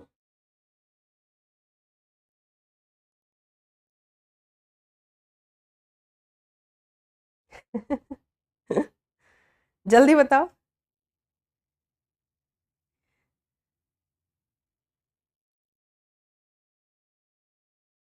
जल्दी बताओ, आंसर नहीं मिल रहा मुझे। अगर मैं कहूं कि सेल ऑर्गेनेलीज प्रोकैरियोटिक सेल में या बैक्टीरिया में एब्सेंट होती है, तो ये बात सही है या गलत है? हम्म ओके, तो आपके मुताबिक ये बात सही है? नहीं बेटा, अगर मैं ये कहूं ना, ध्यान से सुनना, अगर मैं ये कहूं बेटा कि एक बैक्टीरिया के पास सेल ऑर्गेनेली होती ही नहीं है, तो ये गलत बात कहूंगी मैं। ध्यान से सुनेंगे सारे बच्चे। अगर मैं ये कहूं कि एक बैक्टीरिया के पास, एक प्रोकैरियोटिक सेल के पास सेल ऑर्गेनेली होती ही नहीं है, तो ये बात गलत है। क्योंकि बैक्टीरिया के पास एक सेल ऑर्गेनेली होती है और वो है राइबोसोम। लेकिन बैक्टीरिया या प्रोकैरियोटिक सेल के पास कोई भी मेम्ब्रेन बाउंड सेल ऑर्गेनेली नहीं होती। माने एक बैक्टीरिया के पास ऐसी कोई भी सेल ऑर्गेनेली नहीं होती जिसके पास अपनी खुद की मेम्ब्रेन हो। माने Golgi body, endoplasmic reticulum, vacuole, lysosome, nucleus, mitochondria, chloroplast, ये कुछ भी नहीं होता है बैक्टीरिया के पास। तो अब देखो मैं क्या लिखने वाली हूं, membrane bound cell organelles, membrane bound cell organelles are absent। जितनी भी मेम्ब्रेन बाउंड सेल ऑर्गेनेलीज हैं वो एब्सेंट होती है। माने गोल्जी बॉडी, माने chloroplast, mitochondria, endoplasmic reticulum, mitochondria, endoplasmic reticulum, आपका माइटोकॉन्ड्रिया, ये माइटोकॉन्ड्रिया हो गया, लाइसोसोम, वैक्यूल, ये सब एब्सेंट है, ये सब एब्सेंट है, कुछ भी नहीं है बैक्टीरिया के पास इनमें से। लेकिन यहां पे यूकैरियोटिक सेल के पास membrane bound cell organelles present होती है। Membrane bound cell organelles are present. ये सब कुछ एक यूकैरियोटिक सेल के पास होता है। बात समझ में आ गई बेटा सबको? बात समझ में आ गई मेरे बच्चों?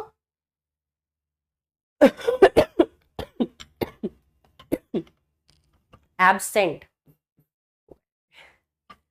चलो लिख लिया बेटा सबने, आगे चले।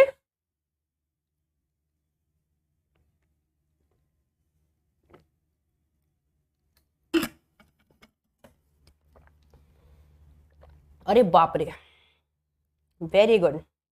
अगर ये लिख लिया बेटा आगे चल सकते हैं हम। चले आगे, एवरीवन डन?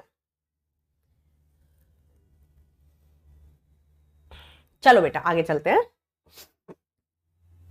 हाँ जी, अब इसके बाद जो अपना बैक्टीरिया होता है उसके पास एक सेल ऑर्गेनेली तो होती है।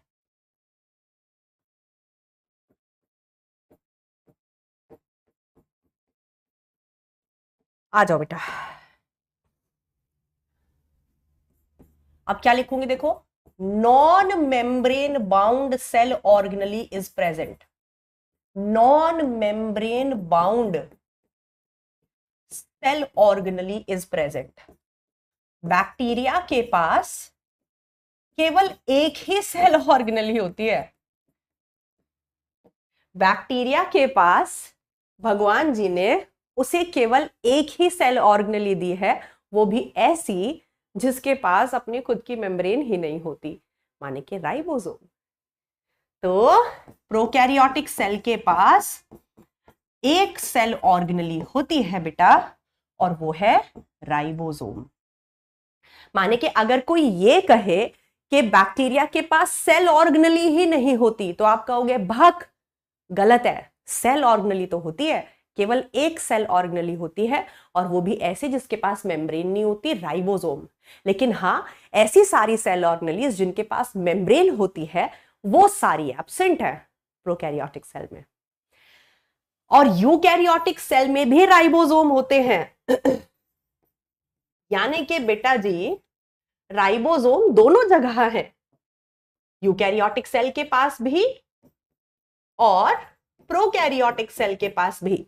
तो यहां से ये क्वेश्चन पूछ लिया जाता है कि बताओ ऐसी कौन सी सेल ऑर्गेनेली है जो प्रोकैरियोटिक सेल और यूकैरियोटिक सेल दोनों में पाई जाती है।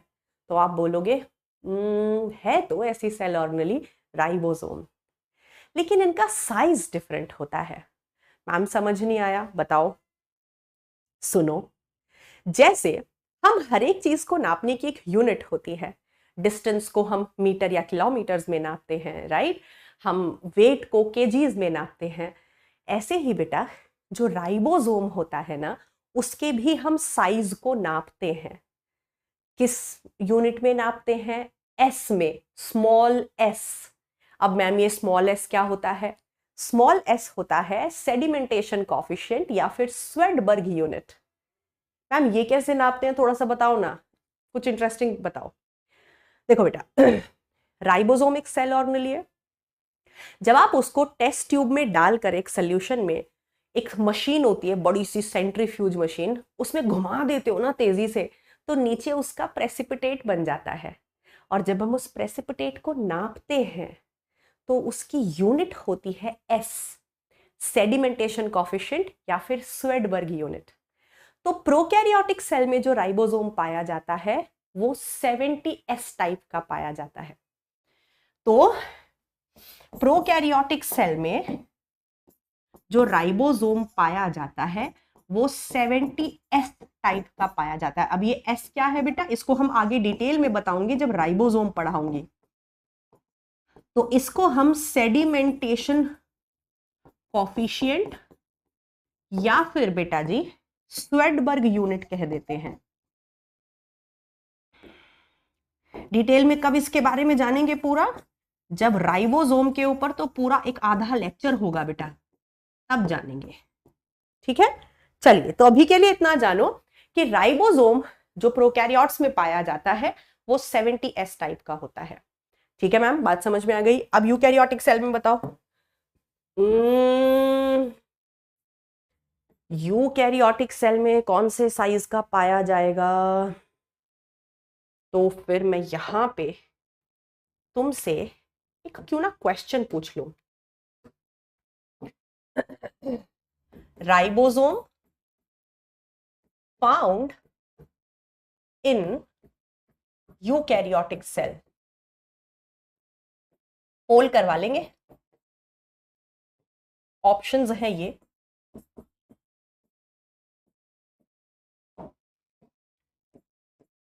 $70S type only, $80S type only, neither 70S nor 80S and both 70S and 80S type. एक यूकैरियोटिक सेल में कौन से साइज का राइबोसोम पाया जाता है? 70S का, 80S का? ना 70S ना 80S, दोनों 70S 80S। चलो फट से आंसर करो, मैं पोल सेट कर रही हूँ, 30 सेकंड का पोल सेट कर रही हूँ बेटा, और मैंने पोल स्टार्ट कर दिया। मैंने पोल स्टार्ट कर दिया है, 30 सेकंड का पोल है, फटाक से जवाब दे दो मेरे बच्चों। लेकिन मुझे बहुत बहुत खुशी हो रही है ये देख के कि चैट बॉक्स में बिल्कुल भी स्पैमिंग नहीं हो रही है, बच्चे जेन्युइनली अपने क्वेश्चंस पूछ रहे हैं, और जो भी मैं सवाल पूछ रही हूँ जम के आंसर कर रहे हो, एकदम चैट बॉक्स बाहर दे रहे हो, और पोल भी इतना अच्छा कर रहे हो। 80% 82% बच्चे पोल का जवाब सही दे रहे हैं। तो मुझे ये जानकर बेहद खुशी हो रही है बेटा कि इस बैच में इतने अच्छे बच्चे हैं, और काफी सारे बच्चे बहुत अच्छी बातें ऑलरेडी जानते हैं, तो बहुत मजा आने वाला है बैच में। वेरी गुड बेटा, वेरी वेरी गुड। तो जो बच्चे शायद पोल नहीं कर पा रहे हैं वो चैट बॉक्स में आंसर दे रहे हैं, और चैट बॉक्स में भी काफी काफी सारे बच्चे बहुत सही आंसर कर रहे हैं। वेरी गुड बेटा, very very good, very good, बहुत अच्छी बात। चलिए एक बार पोल का रिजल्ट भी देख ले बेटा।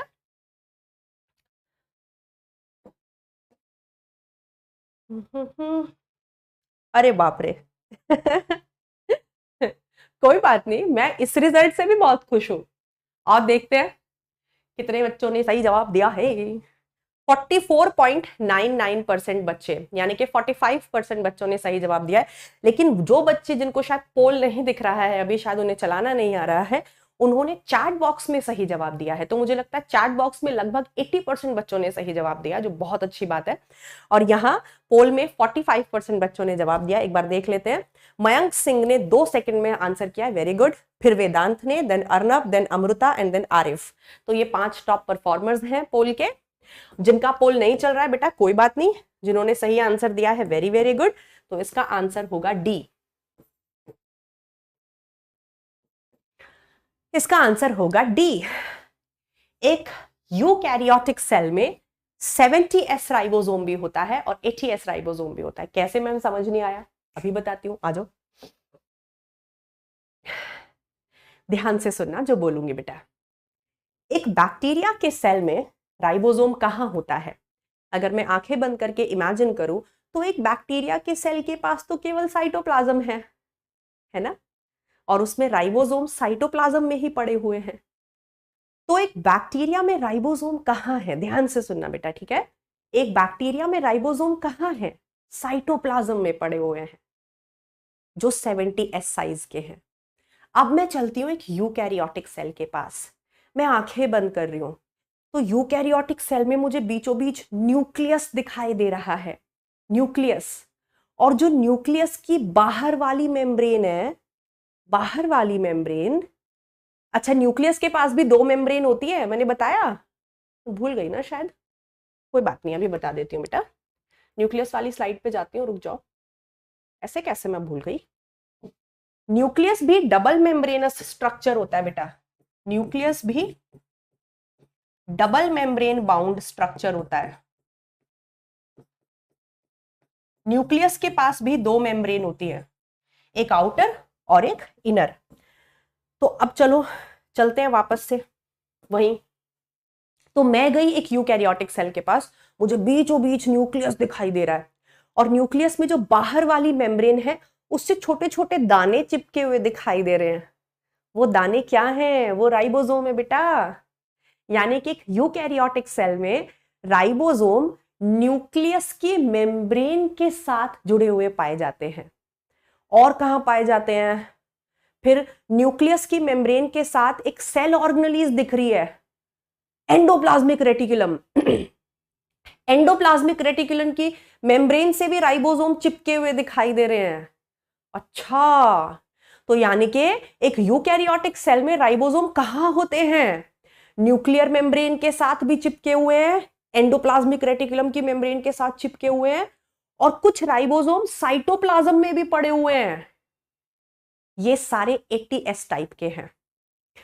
लेकिन मैं ये भूल गई कि यूकैरियोटिक सेल के पास तो सेल ऑर्गेनेलिस भी है, माइटोकॉन्ड्रिया और क्लोरोप्लास्ट। और ये दोनों सेल ऑर्गेनेलिस बड़ी कमाल की हैं, ये तुम्हें आगे बताऊंगी मैं। माइटोकॉन्ड्रिया और क्लोरोप्लास्ट दोनों कमाल की सेल ऑर्गेनेलिस हैं। और तुम्हें जान के हैरानी होगी कि ये एक समय पर बैक्टीरिया थी। माइटोकॉन्ड्रिया और क्लोरोप्लास्ट दोनों एक समय पे कभी बैक्टीरिया हुआ करते थे, जो यूकैरियोटिक सेल में आके रहने लग गए और फिर उसी के साथ रहने लग गए। तो जैसे बैक्टीरिया के पास 70S साइज के राइबोसोम होते हैं, जो हमारा माइटोकॉन्ड्रिया और क्लोरोप्लास्ट है ना बेटा, उनके पास अपने खुद के पर्सनल राइबोसोम होते हैं। मतलब माइटोकॉन्ड्रिया के अंदर अपने खुद के पर्सनल राइबोसोम है, क्लोरोप्लास्ट के अंदर अपने खुद के पर्सनल राइबोसोम है, वो 70S साइज के हैं। अब सारे आंखें बंद करो, चलो सारे आंखें बंद करो और इमेजिन करो मुझे एक यूकैरियोटिक सेल दिख रहा है, मुझे उसमें राइबोसोम कहां कहां नजर आ रहे हैं। मुझे उसमें राइबोसोम न्यूक्लियस की मेम्ब्रेन के साथ चिपके हुए दिख रहे हैं, एंडोप्लाज्मिक रेटिकुलम की मेम्ब्रेन के साथ चिपके हुए दिख रहे हैं, साइटोप्लाज्म में फैले हुए पड़े दिख रहे हैं। ये सारे 80S टाइप के हैं। फिर मुझे एक यूकैरियोटिक सेल में राइबोसोम माइटोकॉन्ड्रिया के अंदर भी दिख रहे हैं, मुझे क्लोरोप्लास्ट के अंदर भी दिख रहे हैं, लेकिन माइटोकॉन्ड्रिया और क्लोरोप्लास्ट के अंदर जो है वो 70S टाइप के हैं।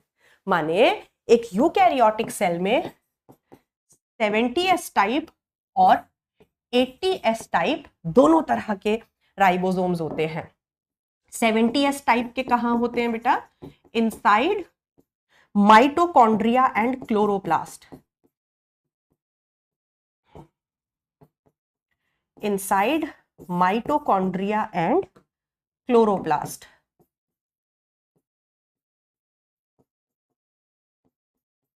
तो माइटोकॉन्ड्रिया क्लोरोप्लास्ट के अंदर तो 70S टाइप के हैं, लेकिन 80S टाइप के कहां कहां हैं?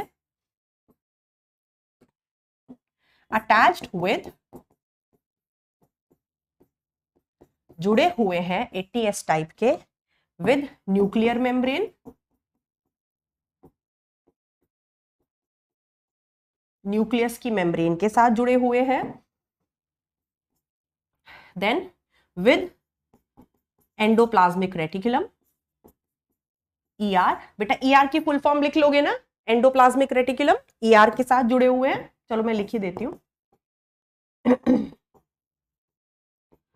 With endoplasmic reticulum. और तीसरा कहां है बेटा? In cytoplasm.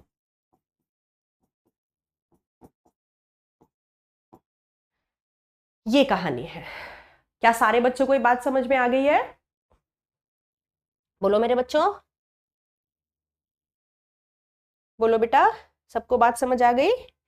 हाँ, और कौन सा endoplasmic reticulum? Rough endoplasmic reticulum. Reticulum भी बेटा दो तरह के होते हैं, एक स्मूथ एंडोप्लाज्मिक रेटिकुलम होता है, एक रफ होता है। तो स्मूथ एंडोप्लाज्मिक रेटिकुलम के साथ नहीं जुड़े हुए पाए जाते हैं राइबोसोम, रफ एंडोप्लाज्मिक रेटिकुलम के साथ जुड़े हुए पाए जाते हैं। ठीक, चलिए, तो ये तो हो गई सेल ऑर्गेनेली की बात, है ना? तो अभी तक हमने क्या जाना? कि प्रोकैरियोटिक सेल पुराना है, सेल वॉल होती है, यहां हो भी सकती है, नहीं भी हो सकती, सेल ऑर्गेनेलीज यहां पर मेम्ब्रेन बाउंड एब्सेंट है, यहां होती है। फिर हमने राइबोसोम की बात कर ली। अब नेक्स्ट डिफरेंस देखते हैं। इतना सबने लिख लिया बेटा? अगर लिख लिया है तो आगे चले।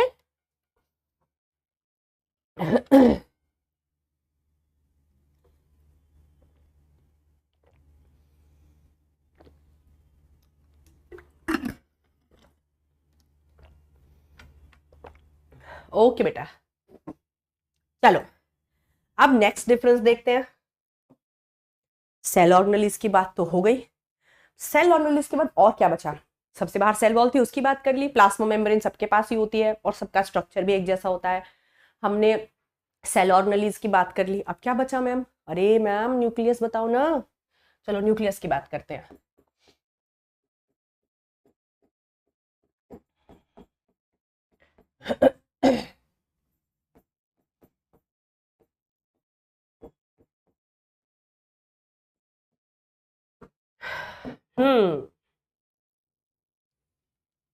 न्यूक्लियस जिसे हम ब्रेन ऑफ द सेल कहते हैं, वो बैक्टीरिया के पास नहीं होता।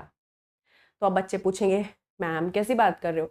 अगर बैक्टीरिया के सेल के पास दिमाग ही नहीं होगा तो वो काम कैसे करेगा, ये बताओ आप।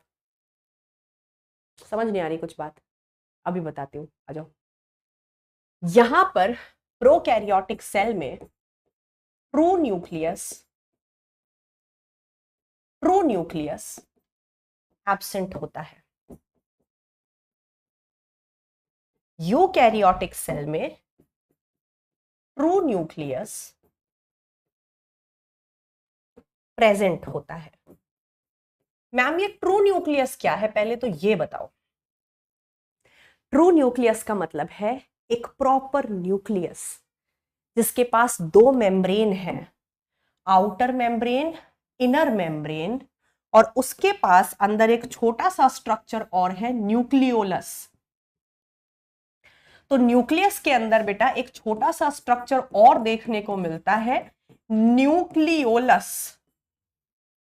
तो यहां पर ऐसा कुछ नहीं है, यहां पर कोई न्यूक्लियर मेम्ब्रेन नहीं है, कोई न्यूक्लियोलस नहीं है, न्यूक्लियर मेम्ब्रेन एब्सेंट है। कोई ऐसी मेम्ब्रेन नहीं है न्यूक्लियस के पास, न्यूक्लियोलस एब्सेंट है। अच्छा मैम, तो फिर इनका डीएनए कहां होता है? आपने अभी अभी थोड़ी देर पहले हमें बताया कि भाई किसी भी जीवन को चलाने वाला डीएनए ही तो है, डीएनए के ऊपर ही तो सारी इंफॉर्मेशन होती है। अब मेरी बॉडी की सारी इंफॉर्मेशन मेरे सेल में प्रेजेंट डीएनए के पास है। तो अभी आपने थोड़ी देर पहले हमें बताया कि डीएनए जो होता है, क्रोमोसोम्स जो होते हैं, वो न्यूक्लियस के अंदर पाए जाते हैं। और अभी आप कह रहे हो कि एक प्रोकैरियोटिक सेल के पास प्रॉपर न्यूक्लियस है ही नहीं, न्यूक्लियर मेम्ब्रेन, न्यूक्लियोलस, ये सब कुछ है ही नहीं। अच्छा, आप कुछ बच्चों के दिमाग में ये भी आएगा मैम ये न्यूक्लियोलस क्या होता है? बेटा ये मैं आपको डिटेल में आगे बताऊंगी, अभी अगर सारी डिटेल बताने बैठ जाऊंगी तो फिर आगे क्या बताऊंगी, है ना? तो जब हम न्यूक्लियस, पूरा एक लेक्चर लगेगा न्यूक्लियस को पढ़ने में, वहां हम जानेंगे न्यूक्लियोलस क्या होता है। न्यूक्लियोलस, न्यूक्लियस के अंदर एक छोटा सा स्ट्रक्चर होता है जो आरआरएनए बनाने में मदद करता है, ये आगे पढ़ेंगे। ठीक है, अभी के लिए इसको इतना रखते हैं। तो एक प्रॉपर न्यूक्लियस वो है जिसके पास दो दो मेम्ब्रेन है, न्यूक्लियोलस है, और उसके अंदर प्रॉपर लिक्विड पार्ट होता है, न्यूक्लियोप्लाज्म। पर यहां ऐसा कोई न्यूक्लियस नहीं है। तो फिर मैम प्रोकैरियोटिक सेल का डीएनए कहां पड़ा है, पहले तो आप ये बताओ। प्रोकैरियोटिक सेल का डीएनए सीधा उसके साइटोप्लाज्म में पड़ा हुआ है। ऐसे बेटा, ये देखो, ये बैक्टीरिया है, ये बैक्टीरिया का सेल है, ये सेल वॉल है उसकी, ये प्लाज्मा मेम्ब्रेन है, ये उसका साइटोप्लाज्म है, और उसका जो डीएनए होता है वो ऐसा होता है, डबल स्ट्रैंडेड, दो स्ट्रैंड्स होते हैं, और सर्कुलर होता है, नेचर में सर्कल होता है, और सीधा साइटोप्लाज्म में पड़ा हुआ है। और इसके साथ इस डीएनए के साथ, ये डीएनए कैसा है बेटा इनका, देखो ये डीएनए है, ये डीएनए है, और ये डीएनए न्यूक्लियस के अंदर बंद नहीं है, ये सीधा साइटोप्लाज्म में पड़ा हुआ है। और बेटा इस डीएनए के साथ कुछ प्रोटीन्स जुड़े हुए पाए जाते हैं, छोटे छोटे, इन्हें मैं आगे डिटेल में बताऊंगी, जिन्हें हम पॉलीअमाइंस कहते हैं। इस डीएनए के साथ कुछ प्रोटीन्स जुड़े हुए पाए जाते हैं जिन्हें हम पॉलीअमाइंस कहते हैं। ये अभी नहीं समझ आएगा तुम्हें, क्यों नहीं आएगा? क्योंकि हमें धीरे धीरे सीढ़ी चढ़ रही है, एकदम से थोड़ी ना। ये जब मैं बैक्टीरिया, अभी तो अगली क्लास में बैक्टीरिया पूरा डिटेल में पढ़ेंगे, उसके एक एक पार्ट, एक एक हिस्से को पूरा खोदेंगे, राइट? ये तो मैं बहुत डिटेल में बताऊंगी जब बैक्टीरिया पढ़ाऊंगी आगे। अभी तो सिर्फ झलक, ट्रेलर, पिक्चर तो अभी बाकी है मेरे दोस्त। तो इस डीएनए के साथ कुछ प्रोटीन्स जुड़े हुए पाए जाते हैं जिन्हें हम पॉलीअमाइंस कहते हैं, और इसी डीएनए के साथ आरएनए भी जुड़ा हुआ पाया जाता है, single stranded RNA, single stranded linear RNA. अगर इससे ज्यादा मैंने अभी तुम्हें यहां बताया तो तुम कंफ्यूज हो जाओगे, क्योंकि एक एक सीढ़ी चढ़ते हैं तभी चीजें समझ में आती हैं। तो बेटा इन सबको मिला के पता है हम क्या कह देते हैं? ध्यान से सुनना, इस शब्द का इस्तेमाल एनसीईआरटी में हुआ है। इन सबको मिलाकर हम कह देते हैं न्यूक्लियोइड। न्यूक्लियोइड क्या कह देते हैं? न्यूक्लियोइड। तो एक बैक्टीरियल सेल के पास प्रॉपर न्यूक्लियस नहीं है, उसका जो डीएनए होता है वो ऐसा होता है, कैसा? Double stranded circular DNA. कैसा होता है? Double stranded circular DNA. और वो सीधा और वो सीधा कहां पड़ा रहता है बेटा? साइटोप्लाज्म में, राइट? यहां कोई न्यूक्लियोलस कुछ नहीं है, और इसी डीएनए के साथ कुछ छोटे छोटे प्रोटीन्स जुड़े हुए पाए जाते हैं जो इसको सुखोड़ कर रखते हैं, और इसके साथ आरएनए भी पाया जाता है, ऐसा सिंगल स्ट्रैंडेड आरएनए। और इस सारे माल मसाले को मिलाकर हम न्यूक्लियोइड कह देते हैं, न्यूक्लियोइड, जो कि सीधा साइटोप्लाज्म में पड़ा हुआ है। लेकिन यहां तो बेटा प्रॉपर सेल होता है, यहां सेल कह रही हूं, सॉरी, न्यूक्लियस होता है। यहां प्रॉपर न्यूक्लियस है, और इस न्यूक्लियस के अंदर पाए जाते हैं क्रोमोसोम्स, जो हम आगे मैं आपको पढ़ाऊंगी। बहुत सारे क्रोमोसोम्स, जैसे हमारे बॉडी के हर एक सेल के न्यूक्लियस में क्रोमोसोम्स हैं, और इन क्रोमोसोम्स का मतलब क्या है? डीएनए। इन क्रोमोसोम्स में क्या होता है? डीएनए। कैसा डीएनए? ऐसा DNA, double stranded linear DNA, double stranded linear DNA. ठीक है बेटा? जैसे मैं अपनी बात करूं तो मेरी बॉडी के हर एक सेल के न्यूक्लियस में अगर मैं एंट्री लूं तो मेरी बॉडी के हर एक सेल के न्यूक्लियस में 46 क्रोमोसोम्स हैं, और हर एक क्रोमोसोम डीएनए से बना हुआ है, और हर एक क्रोमोसोम के अंदर जो डीएनए है वो ऐसा है, डबल स्ट्रैंडेड लीनियर डीएनए। बताओ मेरे बच्चों, बात समझ में आई? ब्रेक की जरूरत नहीं है बेटा, आपको जल्दी छोड़ देंगे, बस 2-3 पॉइंट और बचे हैं डिफरेंस के, मैक्सिमम 7:40 तक मैं आपको छोड़ दूंगी, क्योंकि हमारी क्लास आज 15 मिनट पहले शुरू हो गई ना। जल्दी छोड़ देंगे बेटा, टेंशन मत लो। ओके? खुशी कह रही है कि मैम एक बार न्यूक्लियोइड फिर से बता दो। ओके बेटा, खुशी को खुश रहना चाहिए, तो फिर से सुनो कि जो हमारा बैक्टीरिया होता है उसके पास प्रॉपर न्यूक्लियस नहीं होता, न्यूक्लियर मेम्ब्रेन, न्यूक्लियोलस, उसका जो डीएनए है वो सीधा साइटोप्लाज्म में पड़ा हुआ है, उसके चारों तरफ कोई मेम्ब्रेन नहीं है बेटा। और इसका डीएनए कैसा होता है? ऐसा, डबल स्ट्रैंडेड सर्कुलर डीएनए, और उसके साथ कुछ प्रोटीन्स जुड़ गए हैं जिन्हें हम पॉलीअमाइंस कहते हैं, और आरएनए भी जुड़ा हुआ पाया जाता है जो एक स्ट्रैंड का है, लीनियर है। ये सारी चीजें साइटोप्लाज्म में पड़ी हुई हैं, कोई प्रॉपर न्यूक्लियस नहीं है, और इसको हम न्यूक्लियोइड कह देते हैं। ओके? लेकिन हमारे पास तो प्रॉपर क्रोमोसोम्स हैं हमारे न्यूक्लियस में, और न्यूक्लियस प्रॉपर न्यूक्लियस है, न्यूक्लियर मेम्ब्रेन है, न्यूक्लियोलस है, और हमारे 46 क्रोमोसोम्स में 46 डीएनए के छोटे छोटे धागे हैं। और वो कैसे धागे हैं? Double stranded linear DNA. और ये बहुत डिटेल में बताऊंगी कि क्रोमोसोम कैसे बनता है। पहले डीएनए सुखड़कर जो है आपका न्यूक्लियोसोम बनता है, फिर क्रोमैटिन बनता है, फिर क्रोमोसोम बनता है। ये सब कहाँ पढ़ेंगे? जब न्यूक्लियस पढ़ेंगे। ठीक है मेरे बच्चों, सब कुछ क्लियर? सबको ये बात क्लियर है बेटा?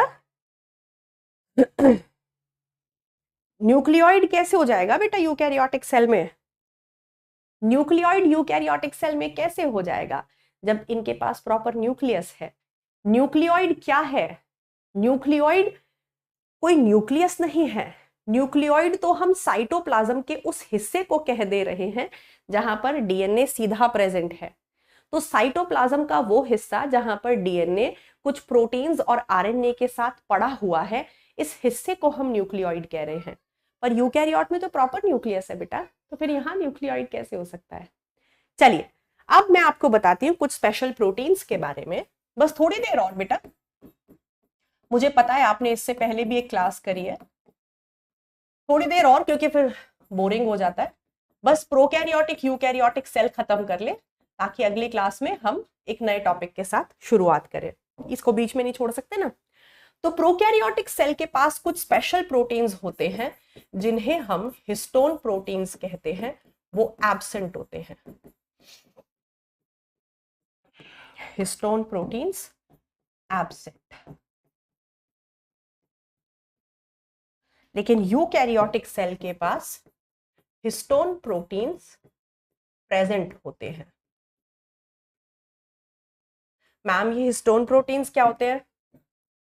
कुछ आप थोड़ा सा डिटेल में बता दो बेटा। हिस्टोन प्रोटीन्स ऐसे प्रोटीन्स होते हैं जो हेल्प करते हैं इन डीएनए पैकेजिंग, जो कि हेल्प करते हैं डीएनए पैकेजिंग में। ध्यान से सुनना, ध्यान से सुनना बेटा। हमारे न्यूक्लियस में क्रोमोसोम्स होते हैं, और आपको पता है क्रोमोसोम कैसे बनते हैं? जब डीएनए को पकड़ के सुखोड़ देते हो, पूरा डीएनए को जब कंडेंस कर देते हैं ना, तो डीएनए का सुखड़ा हुआ जो रूप होता है, डीएनए का कंडेंस्ड रूप जो होता है, डीएनए का पैकेज्ड रूप जो होता है, वो क्रोमोसोम कहलाता है। तो हम में यूकैरियोट्स में इस डीएनए को पैक करने के लिए, इस डीएनए को कंडेंस करने के लिए कुछ स्पेशल प्रोटीन्स होते हैं जिन्हें हम हिस्टोन प्रोटीन्स कहते हैं। लेकिन बैक्टीरिया में इस लेवल की पैकेजिंग, इस लेवल का कंडेंसेशन होता ही नहीं है, तो यहां हिस्टोन प्रोटीन्स होते ही नहीं है। यहां हिस्टोन प्रोटीन्स की बजाय मैंने आपको दूसरे प्रोटीन्स लिखाए ना, पॉलीअमाइंस। तो बैक्टीरिया के पास हिस्टोन प्रोटीन्स नहीं होते, पॉलीअमाइंस होते हैं, जो थोड़ा बहुत डीएनए को पैक करने में मदद कर देते हैं।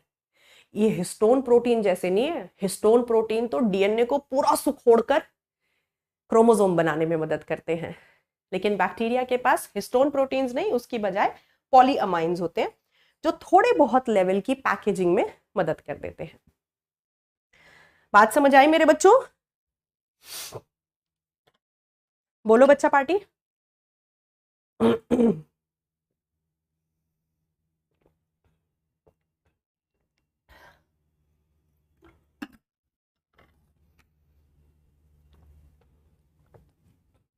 चलिए, तो इतनी बात समझ आई। अब प्रोकैरियोटिक सेल में बेटा एक चीज और एब्सेंट होती है, जिसे हम कहते हैं साइक्लोसिस या साइटोप्लाज्मिक स्ट्रीमिंग।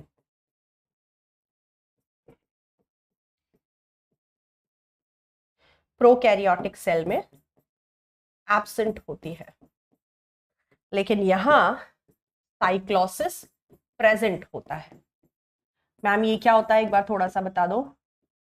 ओके बेटा, तो सुनो, साइटोप्लाज्म के अंदर ना कुछ छोटे छोटे धागे पड़े रहते हैं, प्रोटीन के धागे, जिन्हें हम साइटोस्केलेटन कहते हैं। ये आगे हम डिटेल में पढ़ेंगे।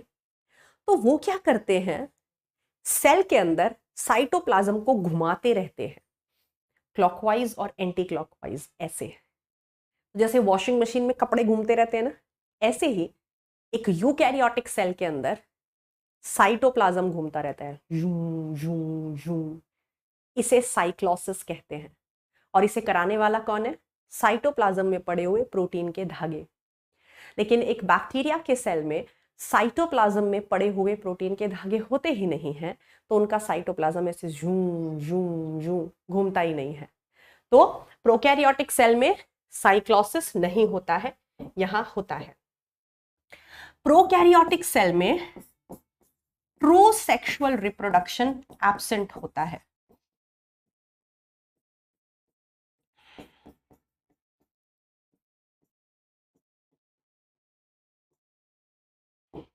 और यहां ट्रू सेक्सुअल रिप्रोडक्शन प्रेजेंट होता है।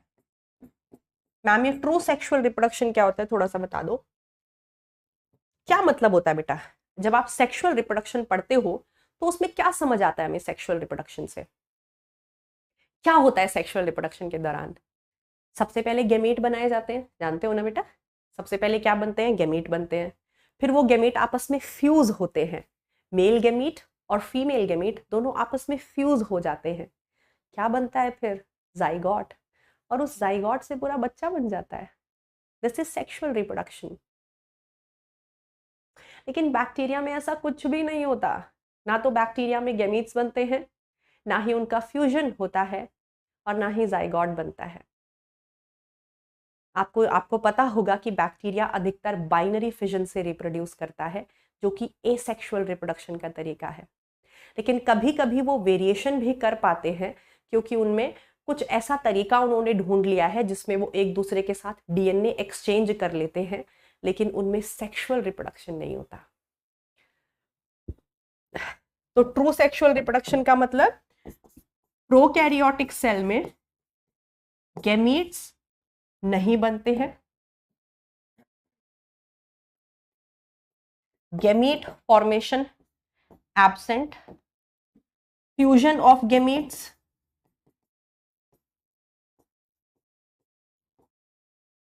एब्सेंट, जाइगोट फॉर्मेशन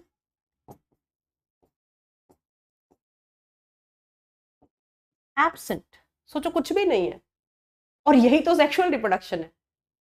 पर यहां ये सब कुछ होता है। यहां गैमीट्स भी बनते हैं, यहां फ्यूजन भी होता है, और यहां जाइगोट भी बनता है।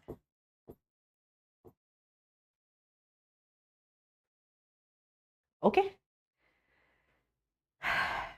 ये ध्यान रखोगे, प्रोकैरियोटिक सेल के पास केवल एक ही सेल ऑर्गेनेली होती है, राइबोसोम, और कुछ नहीं। सेंट्रियोल, एंडोप्लाज्मिक रेटिकुलम, माइटोकॉन्ड्रिया, कुछ भी नहीं है, कुछ भी नहीं, सब गायब है। ठीक है बेटा मेरे, बोलो बोलो बच्चा पहाड़ी, समझ आ गया?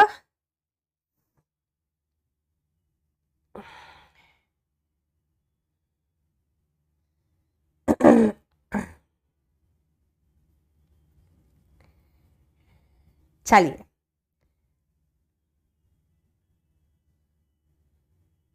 चलिए, ठीक है। हाँ बेटा, प्लाज्मा मेम्ब्रेन सबके पास होती है चिन्मय। प्लाज्मा मेम्ब्रेन दुनिया के हर एक लिविंग सेल के पास होती है, चाहे वो बैक्टीरिया का सेल हो, चाहे वो कोई भी सेल हो। दुनिया के हर एक सेल के पास मेम्ब्रेन होती है, राइट? सेल वॉल हो भी सकती है, नहीं भी हो सकती है, पर मेम्ब्रेन सबके पास होती है।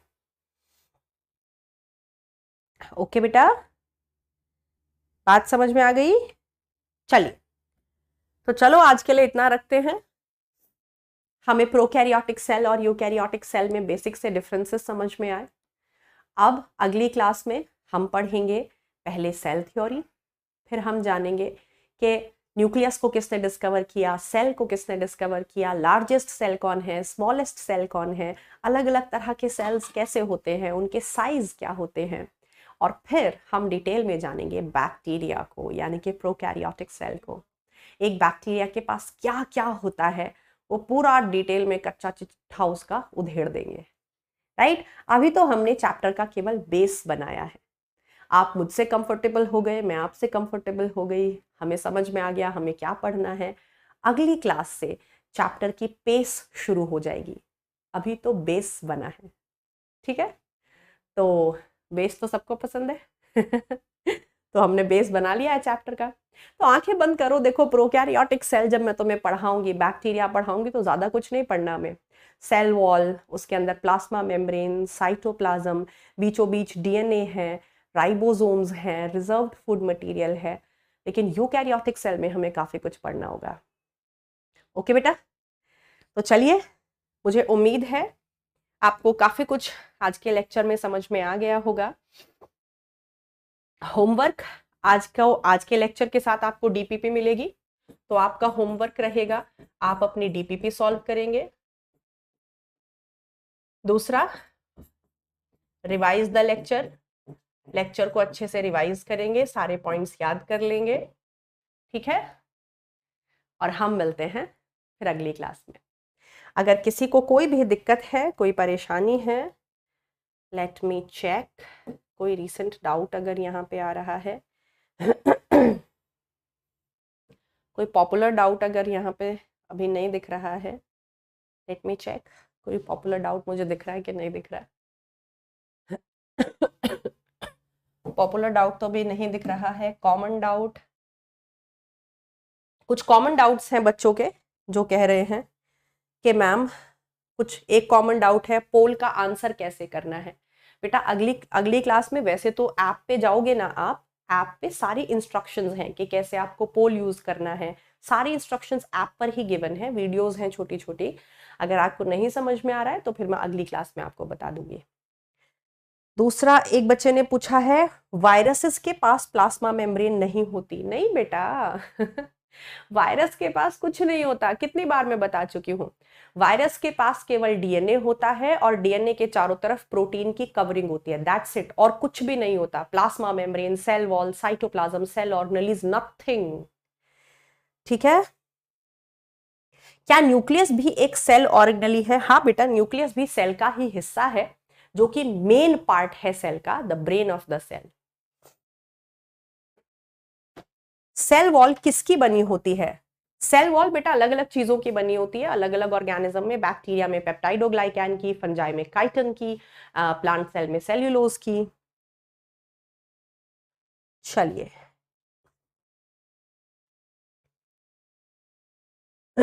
why is cell wall present only in plant cell not animal cell?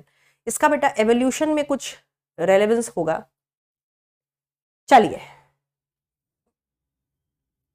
तो चलो बेटा फिर आज के लिए इतना रखते हैं, मिलते हैं अगली क्लास में। अगली क्लास में हम शुरू करेंगे with cell theory and many more topics.